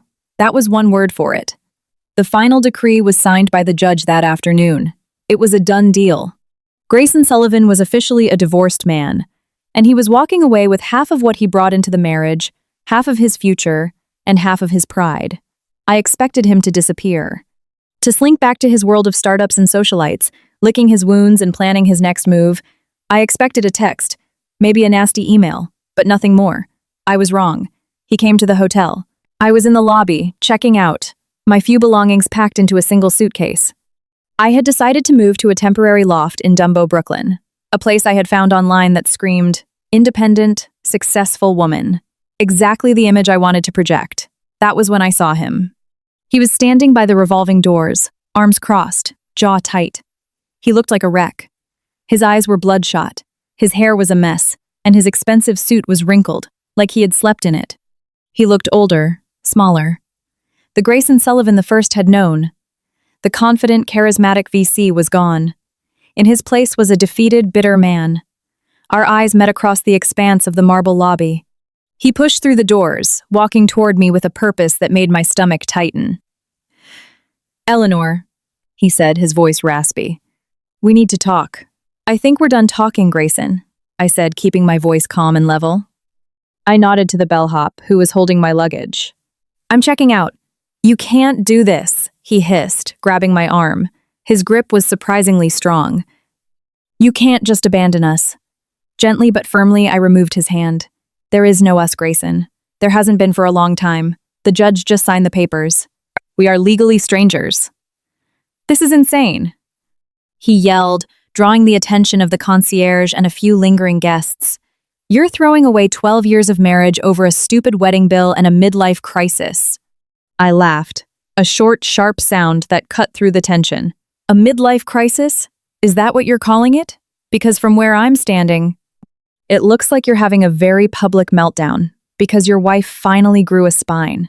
He lunged at me again, but this time the bellhop stepped in, his hand resting protectively on my suitcase. Sir, is there a problem here? Grayson glared at the young man, then turned his fury back to me. You think you won? You think this settlement makes you the winner? You won a Pyrrhic victory, Eleanor. You destroyed the family.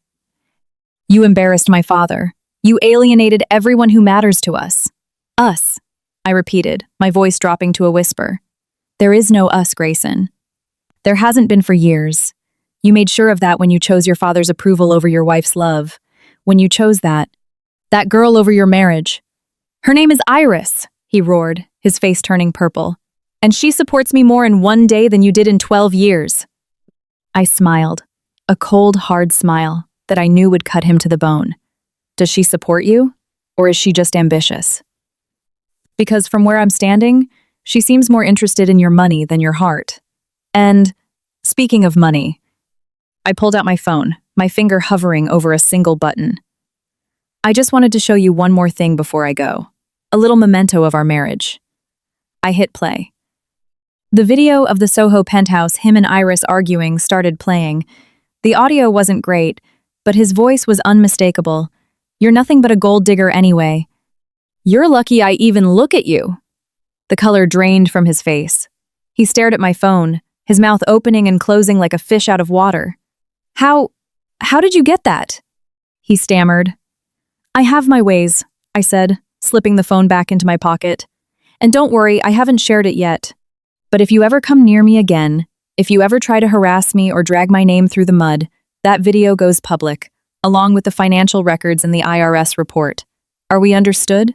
He just stared at me, his eyes wide with a mix of hatred and terror. I turned to the bellhop. I'm ready. As I walked past Grayson, I paused for a second. I leaned in close so only he could hear me. The wedding bill is paid, by the way, I murmured. Out of your half of the settlement. Consider it a final gift from your wife. Goodbye, Grayson.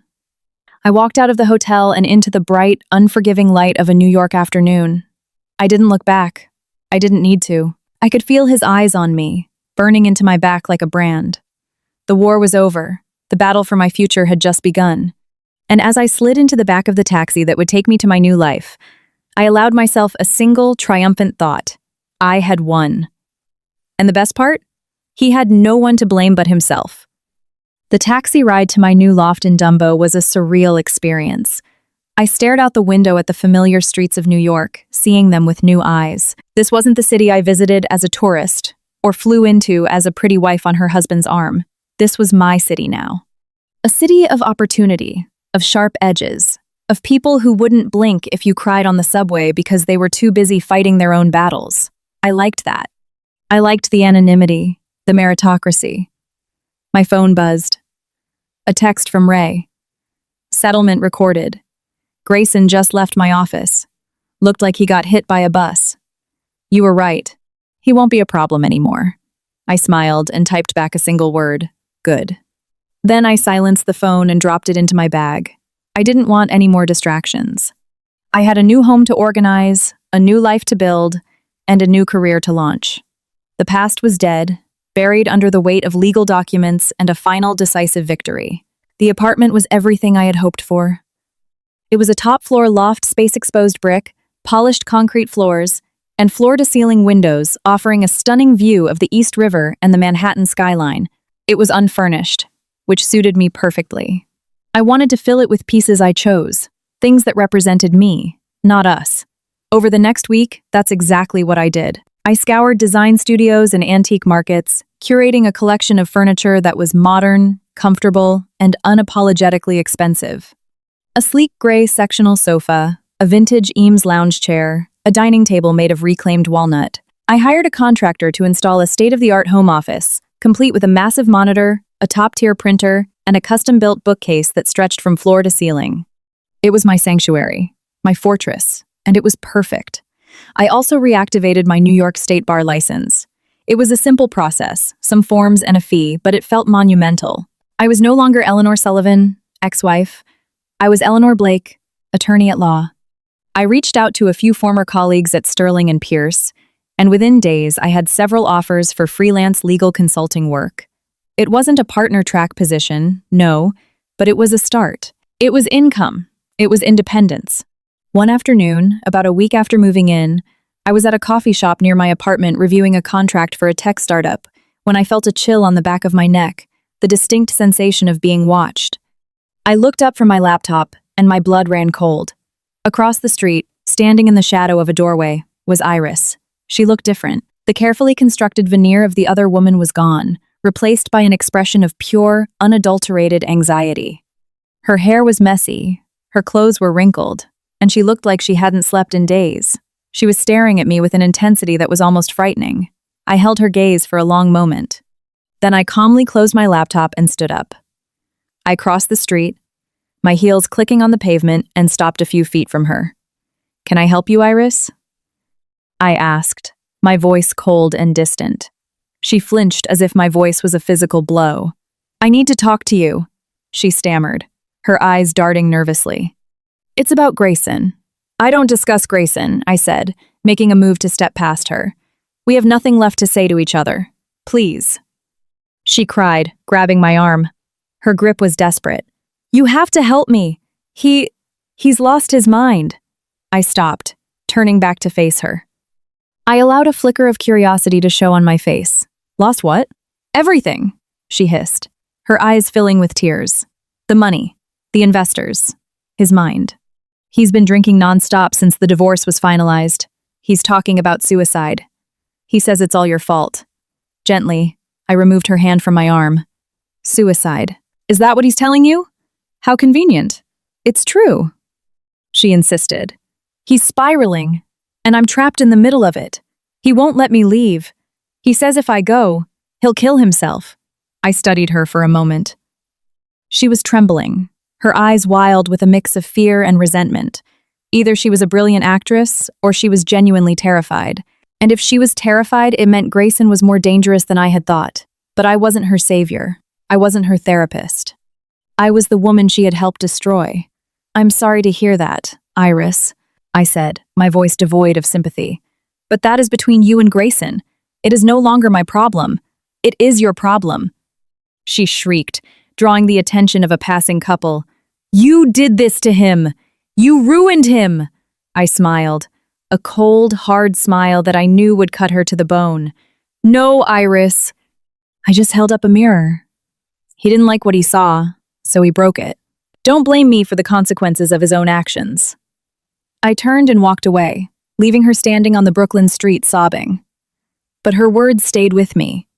Grayson was spiraling, talking about suicide. It was a classic tactic of the guilty and desperate, a way to manipulate, to control, to elicit sympathy. And if he was manipulating Iris, who else was he trying to manipulate? The court? The media? I pulled out my phone and dialed Ray's number. "Ray," I said when he answered. "It's Eleanor. I just had a visit from Iris." I recounted the encounter, her claims about Grayson's instability and his suicide threats. "Damn it," Ray said, his voice grim. "I was hoping he'd just fade away. This complicates things. He's trying to play the victim," I said, painting me as the villain who drove him to despair. "We need to be prepared for that." "We are," Ray assured me. "I'll have our investigator look into it, see if there's any truth to his threats. But Eleanor, be careful. A man like Grayson, when he feels he has nothing left to lose, is capable of anything." I hung up the phone, a knot of unease forming in my stomach. Ray was right. I had won the legal battle, but the war wasn't over. It had entered a new, more dangerous phase. I looked up at my new building, the glass and steel that housed my new life. It was a fortress, but would it be strong enough? I pushed the thought away. I had survived Richard. I had survived Grayson. I would survive this. I was Eleanor Blake, and I was not afraid. I walked into my building, the doorman holding the door for me with a polite nod. I rode the elevator to the top floor, the silence a welcome balm after the chaos of the street. As I unlocked my door and stepped into my pristine, empty apartment, I made a decision. I wasn't going to live in fear. I wasn't going to let Grayson's instability dictate my life. I was going to fight back. I walked to my desk, opened my laptop, and started typing. I was drafting a new document, one that would preempt any attempt by Grayson to manipulate the narrative. It was a cease and desist notice, not for him, but for the media. It stated in no uncertain terms that any false or defamatory statements made about me by Grayson Sullivan or his associates would be met with swift and decisive legal action. I would not be a victim. I would be a bulwark. I printed the letter and signed it with a flourish. Then I scanned it and emailed it to every major news outlet in New York. Let him try to play the victim. I was ready for him. The game had just changed, and I intended to win. The cease and desist notice was like a warning shot across the bow. It was professional, impersonal, and entirely devastating in its implications. I wasn't just defending myself. I was going on the offensive. And the media, smelling blood in the water, began to circle. The first story broke 2 days later. It was a small piece in page 6, buried in the society pages. Sullivan divorce takes dark turn. Ex-wife issues gag order. It quoted sources close to the matter who described my letter as aggressive and unnecessary. But the piece also noted that Grayson Sullivan had been conspicuously silent since the divorce was finalized, fueling speculation about his mental and financial state. Then came the real blow. It was a Wednesday morning. I was in my home office reviewing a complex licensing agreement for a software company when the news alert flashed on my screen. Breaking. Tech entrepreneur Grayson Sullivan faces fraud allegations amidst ongoing family feud.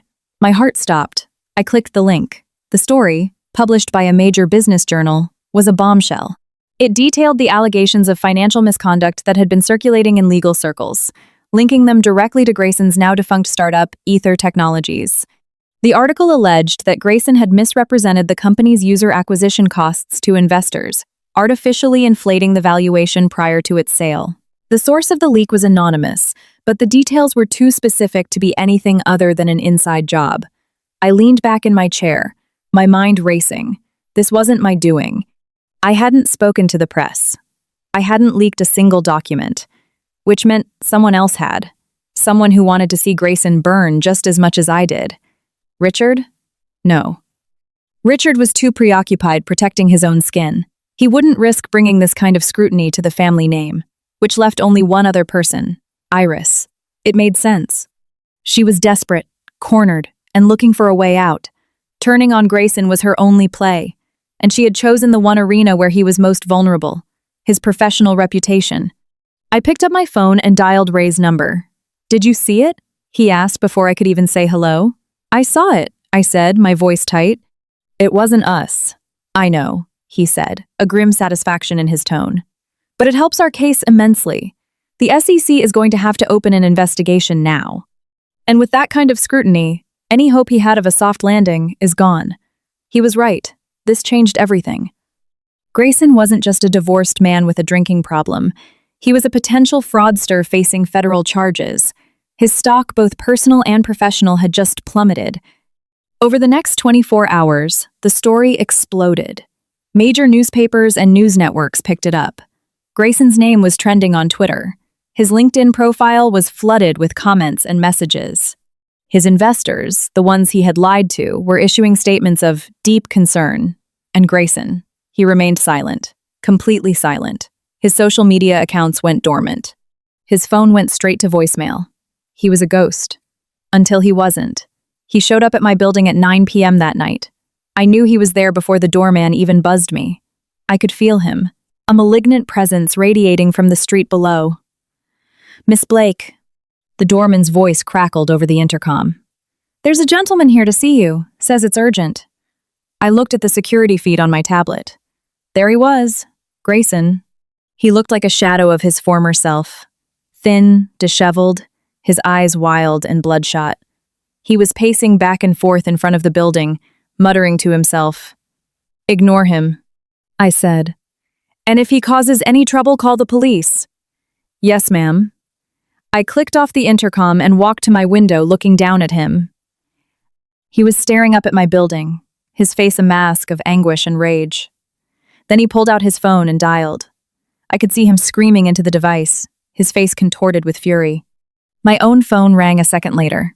Unknown number. I let it ring. It went to voicemail. Then a text came through. "It was you, you bitch. I'm going to destroy you. I swear to God, I'm going to annihilate you." I smiled and blocked the number. Let him scream, let him threaten. It was the sound of a drowning man. The next morning, the story took another turn. The New York Post ran a segment, this time with a bombshell photo. It was Grayson stumbling out of a bar in the Lower East Side, his arm wrapped around a woman who was definitely not Iris. The caption read, "Sullivan's latest meltdown. From fraud allegations to bar brawls." The woman in the photo was young, blonde, and looked strangely familiar. I did a reverse image search and found her in seconds.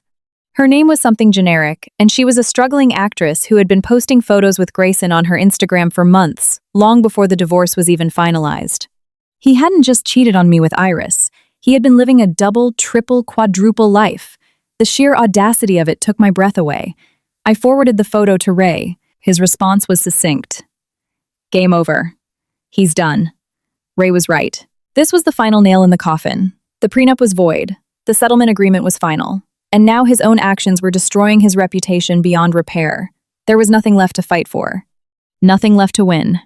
Except, perhaps, one last thing. That afternoon, I received a formal letter from Teresa Gates's office. It was a request for a final good faith settlement conference to discuss the disposition of remaining marital assets. It was a formality, a desperate last attempt by Grayson to salvage something from the wreckage. I agreed to the meeting, not because I thought there was anything left to negotiate, but because I wanted to see him one last time. I wanted to look into his eyes and see the man he had become. The meeting was scheduled for the following week. I spent the days leading up to it preparing not my legal arguments but my exit strategy. I finalized my plans to return to Chicago. My consulting work was drying up. The novelty of my victory was fading. It was time to go home, to rebuild my life in a place where the air didn't reek of ambition and betrayal. On the day of the meeting, I wore my armor. The same charcoal gray suit from the first meeting with Gates. I arrived at her office with Ray by my side. Grayson was already there. He looked worse than he had on the street. He was twitchy, his hands shaking, his eyes darting around the room like a cornered animal. He couldn't meet my gaze. Gates, to her credit, looked exhausted. This case had taken a toll on her as well. She was no longer the icy, confident opponent she had been. She was just a lawyer trying to clean up the mess her client had made. The meeting was a farce. Grayson mumbled through a series of nonsensical arguments, blaming everyone but himself for his predicament. He accused me of leaking the story to the Post. He accused Iris of stealing from him. He even accused his own father of sabotaging him. He was unhinged. Finally, I'd had enough. I stood up, signaling the end of the charade. "Miss Gates," I said, my voice cutting through the fog of Grayson's rambling. "It is clear your client is in no condition to engage in productive negotiations. We are ending this meeting. Eleanor, wait." Grayson yelled, jumping up from his chair. "You can't do this. You haven't heard my proposal. I've heard enough," I said, gathering my papers. "Your proposal, such as it is noted and rejected. Goodbye, Grayson." I turned and walked toward the door. He lunged at me, his hand reaching out to grab my arm. "No," he screamed. "You're not walking away. You're not taking everything from me." Ray stepped in, his large frame easily blocking Grayson's path. "That's enough, Mr. Sullivan. Sit down." Grayson stumbled back, his face a mask of pure, unadulterated hatred. He pointed a trembling finger at me. "I'll make you pay for this," he hissed. "I swear to God, I'll make you pay." I smiled, a cold, hard smile that I knew would haunt him. "You already have, Grayson. You already have." I walked out of that office for the last time, the heavy door clicking shut behind me. I didn't look back. I didn't need to. The war was over. Grayson Sullivan was a broken man, and I, Eleanor Blake, was finally free. I stepped out of the building and into the bright, unforgiving light of a New York afternoon. The air was crisp, the sky was blue, and the future was mine. I hailed a cab and gave the driver my new address. It was time to go home. The silence in my Dumbo loft was a living thing. It had been 3 days since the disastrous meeting with Grayson and Teresa Gates. 3 days of no news, no threats, no drunken voicemails. Just the low hum of the city outside my windows, and the quiet ticking of the clock on my wall. It was the silence of a battlefield after the guns had fallen quiet, a deceptive calm that suggested the war was truly over. I was packing, not unpacking, as one might do in a new home, but packing. My consulting work had run its course. The well of sympathy and morbid interest in the New York legal scene having dried up. The story of the scorned wife who took down her cheating husband was old news. It was time to go home. I had booked a flight back to Chicago for the following week. My one-way ticket lay on the kitchen counter, a tangible symbol of my escape. I was boxing up my books, the smell of old paper and ink a comfort, when my phone rang. It was a number I didn't recognize, a local New York area code. I almost let it go to voicemail, but something a shiver of unease, a sixth sense honed by months of paranoia made me answer. "Hello, Eleanor." The voice was female, breathless, and unfamiliar. "It's Martha. Martha Sullivan." I froze, a half-filled cardboard box in my hands. Martha. Grayson's younger sister. The bride. The one who had sent me that pathetic "you're ruining my wedding" text weeks ago. I hadn't heard from her since. "Martha," I said, my voice carefully neutral. "This is a surprise."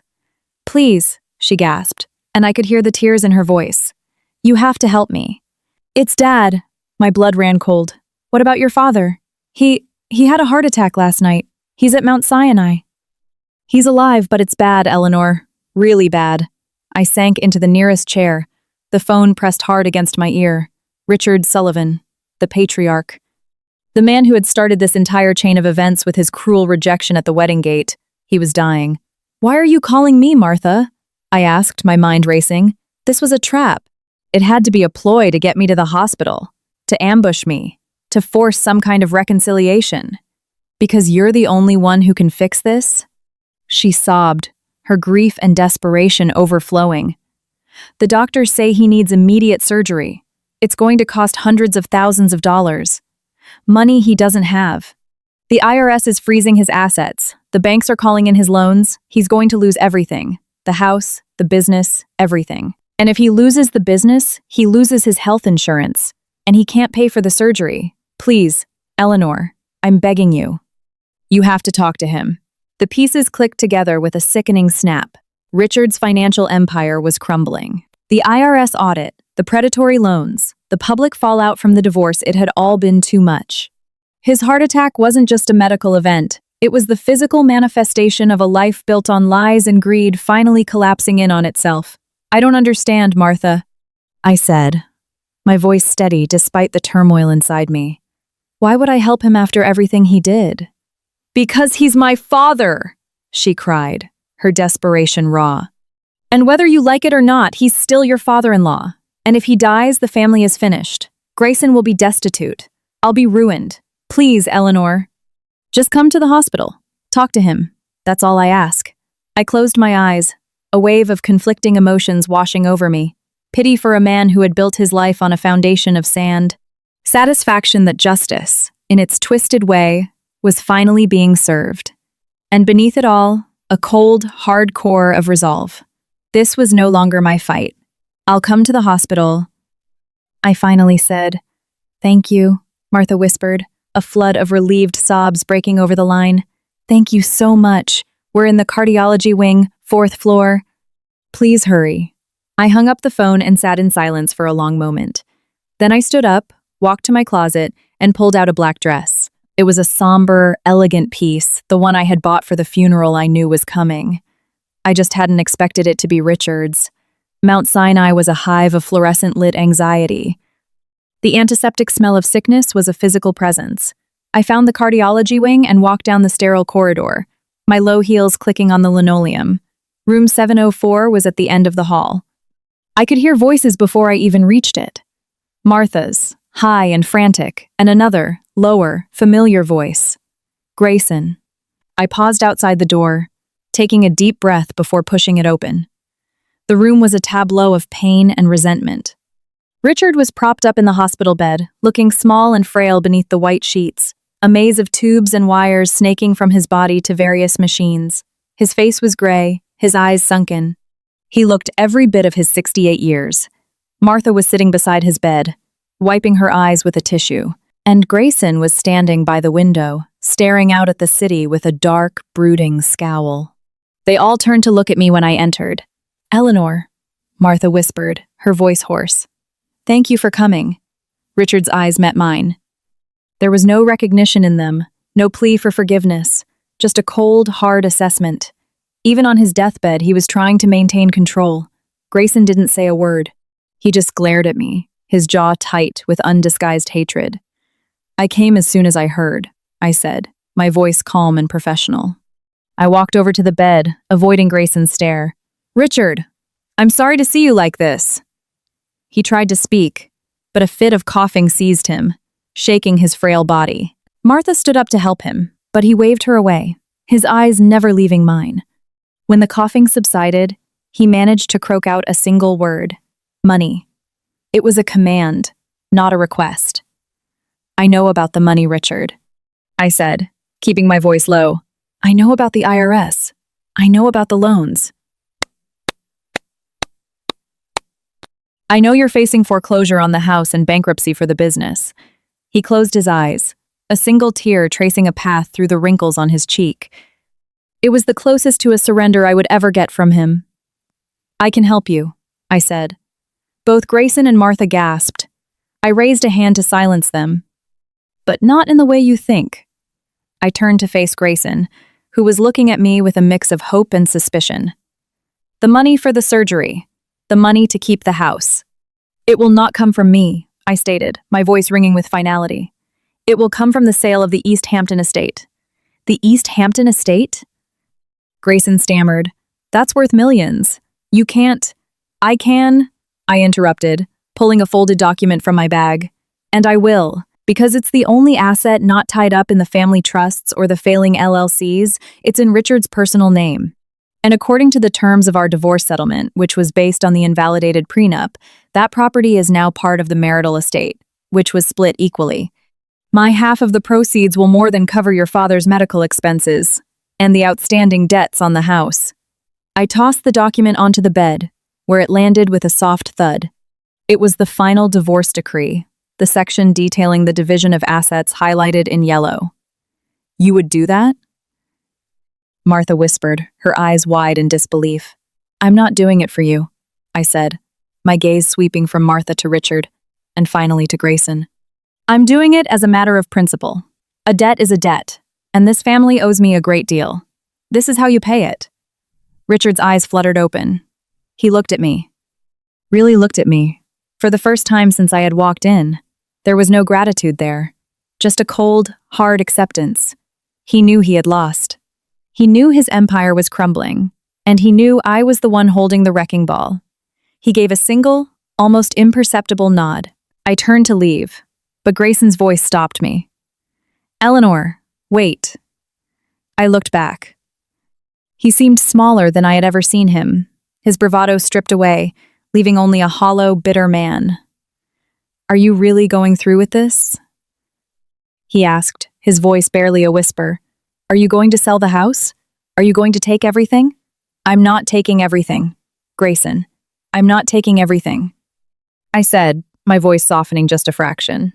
I'm taking what's mine, and in the process, I'm saving the life of the man who tried to destroy me. If that isn't a victory, I don't know what is. I walked out of that hospital room, leaving the ghosts of my past behind. I didn't look back. I didn't need to. The war was over. The final casualty had just been tallied, and I, Eleanor Blake, was finally, truly free. I stepped out of the hospital and into the bright, unforgiving light of a New York afternoon. My flight to Chicago was in 3 days. It was time to go home. The silence of my loft felt different now. It wasn't the tense, expectant silence of a battlefield before the storm. It was the hollow silence of a graveyard. Richard Sullivan was still alive, but the man I had known, the real estate titan, the arrogant patriarch, had died in that hospital bed. What remained was a husk, kept alive by machines and morphine, waiting for the inevitable. I spent the next 2 days in a state of numb productivity. I finalized my flight plans, confirming my one-way ticket to O'Hare. I handled the sale of the East Hampton property, signing the papers electronically and transferring my half of the proceeds into a special account I had set up for Richard's medical expenses. I didn't do it for him. I did it for me. It was the final act of separation, a way to ensure the last tie binding me to that family was severed with a clean, surgical cut. On my last night in New York, I received a single text message. It was from an unknown number, but I knew who it was. He's gone. 11:47 p.m. He went late. There was no name, no sentiment, just a timestamp and a curse. It was classic Grayson. Even in death, he couldn't muster an ounce of genuine human emotion. He was a creature of spite to the bitter end. I didn't reply. I didn't need to. I deleted the message and turned off my phone. The next morning, I woke up before dawn. The city was still asleep. The only sounds were the distant rumble of a garbage truck and the lonely wail of a siren. I dressed in comfortable clothes, jeans, a black sweater, boots, and brewed one last cup of coffee in my pristine, empty kitchen. I looked around the loft one final time. The furniture I had so carefully chosen was gone, sold or donated. The walls were bare. The space was clean, sterile, and ready for its next occupant, just like me. My taxi arrived at 6 a.m. sharp. The driver, a taciturn man, loaded my single suitcase into the trunk without a word. We drove through the waking city, the streets gradually filling with the morning hustle. I watched the familiar landmarks roll by: the Empire State Building, Washington Square Park, the gleaming skyscrapers of Midtown, each one a monument to a life I was leaving behind. At JFK, I checked my bag and breezed through security. The airport was a chaotic symphony of farewells and homecomings, a constant flow of people arriving and departing. I found my gate, B32, and sat down to wait. My American Airlines flight was scheduled to depart at 10:15 a.m., a direct flight to Chicago. It wasn't a long journey, maybe 2.5 hours, but I was looking forward to it. Looking forward to the vast expanse of the Midwest, to the literal and figurative distance it would put between me and my past. I was boarding with the first group of passengers when my phone, which I had turned back on, vibrated incessantly in my pocket. I ignored it, keeping it on silent as I walked down the jet bridge and into the belly of the plane. I found my seat, a window spot in premium economy, and stowed my carry-on in the overhead bin. I settled in, the hum of the aircraft engines a comforting white noise. As the plane pushed back from the gate, I took one last look at the city through the small, scratched window. The sun was rising over the horizon, painting the skyscrapers in shades of pink and gold. It was a beautiful sight, a fitting final image. And then we were in the air. The city shrank beneath us, becoming a toy town of miniature buildings and tiny streets. I leaned back in my seat, closed my eyes, and allowed myself to drift. I didn't think about Grayson. I didn't think about Richard. I didn't think about the money, or the legal battles, or the years of humiliation. I thought about the future. I thought about the law firm I would join in Chicago, the cases I would take on, the life I would build for myself, careful brick by careful brick.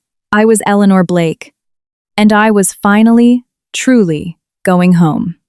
The plane leveled off, and the pilot's voice crackled over the intercom, welcoming us aboard and announcing our cruising altitude. I opened my eyes, looked out the window, and saw nothing but a sea of clouds stretching to the horizon. It was a blank canvas, and I intended to make the most of it. A flight attendant walked by with a beverage cart. I ordered a glass of sparkling water with lime. As she handed it to me, she smiled. "Heading home?" "Yes," I said, taking a sip of the crisp, bubbly liquid. "Going back to Chicago." I raised my glass to the empty seat beside me. A silent toast to the woman I had been, the woman I had become, and the woman I was yet to be. The journey was just beginning, and this time, I was flying solo. 6 months later, the air in Chicago was different. It was biting, crisp, tinged with the smell of Lake Michigan and roasted nuts from street vendors. It was the smell of home. I had forgotten how much I missed it.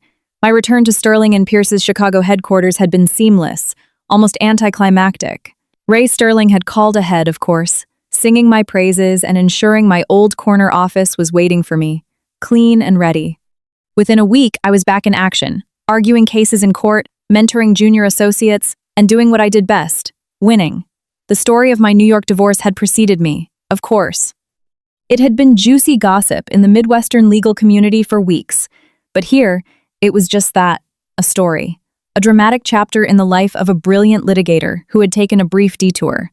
It didn't define me. It was just a footnote. Tonight, however, I wasn't in a courtroom. I was at the Art Institute of Chicago for the annual charity gala of the Lawyers for Education Foundation. I was on the committee, and it was my job to schmooze the donors, many of whom were former clients or rival attorneys. I was good at it. I wore a sleek emerald green gown that hugged my curves, and a smile that was simultaneously professional and enigmatic. I was deep in conversation with a state Supreme Court judge, discussing a recent ruling on intellectual property law, when I saw him. He was across the room, standing next to a sculpture, looking like he had wandered into the wrong party. He was alone. It was also, undeniably, Grayson Sullivan. My first instinct was to turn away, to ignore him. But that wasn't my style. I had spent too many years being the one who looked away. I excused myself from the judge with a gracious smile and wove through the crowd toward him. He saw me coming. His face, which had been slack with boredom, tightened into a mask of his old, familiar arrogance. But I saw the cracks. The lines around his eyes were deeper. The skin on his neck was loose. He had lost weight, and not in a good way. He looked like a man who had been put through the spin cycle of a washing machine. "Eleanor," he said, his voice a poor imitation of his old, confident tone. He raised a glass of what looked like cheap, sparkling wine. "What a coincidence seeing you here." "Grayson," I replied, my voice cold and steady. "I didn't know you were in Chicago." "I'm not," he said, taking a sip of his drink. "Just visiting. Business. Business." The word rang hollow coming from his lips. I wondered what kind of business a disgraced, unemployed tech CEO could possibly have in Chicago. Selling used cars? Pushing timeshares? "How is your father?" I asked, even though I already knew the answer. Richard Sullivan had passed away a month after I left New York. His death certificate listed cardiac arrest as the cause. The family had sold the East Hampton house to pay his medical bills and the mounting legal fees from the IRS investigation. The Sullivan empire was no more. "Gone," Grayson said, his voice dry. "3 months ago." "I'm sorry for your loss," I said, and I meant it. Not for him, but for the complicated, flawed man who had been my father-in-law. He shrugged, a careless gesture that didn't fool me. It is what it is. The will was a mess. The business is gone. The house is gone. Martha is living in a studio in Brooklyn, working as a barista. Can you believe that? A Sullivan. A barista. There was no grief in his voice, only resentment. Resentment that his sister had been reduced to honest work. "And you, Grayson?" I asked. "What brings you to Chicago?" He hesitated, his eyes darting around the room as if looking for an exit. Then he leaned in, his voice dropping to a conspiratorial whisper that reeked of desperation. "I'm exploring opportunities in the Midwest tech market. It's the next frontier, you know. And I was hoping I could rely on your expertise." My expertise? The audacity of the man. He was asking the woman he cheated on, lied to, and tried to bankrupt for a job reference. "I'm afraid I can't help you, Grayson," I said, taking a step back. "My practice is focused exclusively on corporate litigation. And besides," I added, my smile sharpening to a razor edge, "I don't think the kind of opportunities you're looking for exist in the legal market." His face flushed a dull red. He opened his mouth to retort, but before he could say a word, a familiar voice cut through the air. "Eleanor! There you are!" I turned. Ray Sterling was walking toward us, looking dapper in a classic tuxedo. He was here as a guest of honor, a major donor to the literacy program. He stopped beside me, his hand resting possessively on the small of my back. It was a subtle gesture, but unmistakable. Ownership. "Ray," I said, my smile becoming genuine. "Right on time. Am I interrupting?" he asked, his eyes shifting to Grayson with a look of mild, professional distaste. He knew the whole story, of course. He had been my general and my confessor throughout the entire ordeal. "Not at all," Grayson said, his voice strained. He straightened up, trying to recover some semblance of his former authority. "Just catching up with an old friend." Ray arched an eyebrow. "I wasn't aware you and Eleanor were friends, Mr. Sullivan. Our records indicate a rather acrimonious professional relationship." Grayson's jaw tightened. He looked from Ray to me and back again, realizing he had been checkmated once more. "Right," he muttered. "Well, good seeing you, Eleanor." He drained his glass of cheap sparkling wine and spun on his heels, disappearing into the crowd. I watched him go, a small, sad part of me feeling a flicker of pity for the broken man he had become. But it was quickly extinguished. He had made his choices. He had lived by the sword, and he had died by it. Ray turned to me, his eyes gleaming. He's gone? Good. I can't stand that man. I laughed, a sound that was light and free. Neither can I. Ray offered me his arm. Shall we? The auction is about to begin. I took his arm, and we walked together into the main hall. The orchestra struck up a waltz, the strings swelling with a romantic, timeless melody. Ray led me onto the dance floor, his hand warm and firm on my waist. As we swayed to the music, I looked up at the crystal chandeliers, at the glittering crowd of Chicago's legal and artistic elite, at the man in my arms who was a friend, a colleague, and perhaps something more. I thought of the long, lonely flight back, the empty loft in Dumbo, the hospital room, the wedding gate, the $50,000 bill. It all felt like a lifetime ago. A nightmare from which I had finally awakened. I rested my head on Ray's shoulder, closing my eyes and breathing in the scent of his cologne. I was home. I was safe. I was free. And as the music swelled and the room spun around us, I allowed myself one final, silent thought. The last laugh wasn't a sound. It was a feeling. A quiet, deep, and enduring sense of peace. And it was all mine. The waltz ended, the final notes hanging in the air like the last grains of sand in an hourglass. Applause rippled through the crowd, polite and formal. Ray released me, but his hand lingered lightly on my arm, a warm anchor in the sea of tuxedos and evening gowns. Champagne? He asked, waving to a passing waiter. Please, I murmured. My eyes, however, weren't on the waiter. They were still tracking the ghost of Grayson Sullivan. He was near the exit now, his shoulders hunched, his empty glass clutched in his hand like a talisman. He hadn't found anyone to talk to. Of course he hadn't. He was a pariah in this world, a man whose reputation had preceded him not just to Chicago, but to the grave. A waiter offered me a flute of golden liquid. I took it, the delicate stem cool against my fingertips. I didn't drink. I just held it, watching the bubbles rise, thinking about the last time I had drunk champagne with Grayson. It had been at our engagement party 12 years ago. He had been so full of life then, so full of promise. We're going to build an empire together, Elle, he had whispered in my ear, his eyes shining with a conviction I had been foolish enough to believe. The empire had been built, and I had been the one to tear it down, bloody brick by bloody brick. Ray returned with his own glass and stood beside me. His presence was a comfortable silence. He didn't need to ask what I was looking at. He knew. You handled that well, he said finally. Better than I would have. I've had a lot of practice, I said, my voice devoid of bitterness. It was simply a statement of fact. With him, with his father, with the whole sordid mess. I finally took a sip of the champagne. It was dry, crisp, and absolutely delicious. A world away from the syrupy swill Grayson had been drinking, Grayson reached the double doors of the gallery. He paused, looking back one last time. His eyes met mine across the crowded room. For a brief second, the mask dropped. The arrogance, the resentment, the bravado, it all vanished, revealing the scared, hollow man underneath. He looked like a child who had been left behind at a bus station, alone, confused, terrified. Then he turned away, swallowed by the darkness of the Chicago night. He's someone else's problem now, Ray said quietly. Yes, I agreed. He is. That was the most liberating feeling of all. Grayson Sullivan was no longer a force in my life. He was a memory, a cautionary tale, a closed case. The rest of the night passed in a blur of speeches, auctions, and small talk. I was named Benefactor of the Year for my contributions to the literacy program, a title I accepted with a gracious smile and a humble speech, thanking my wonderful colleagues at Sterling and Pierce.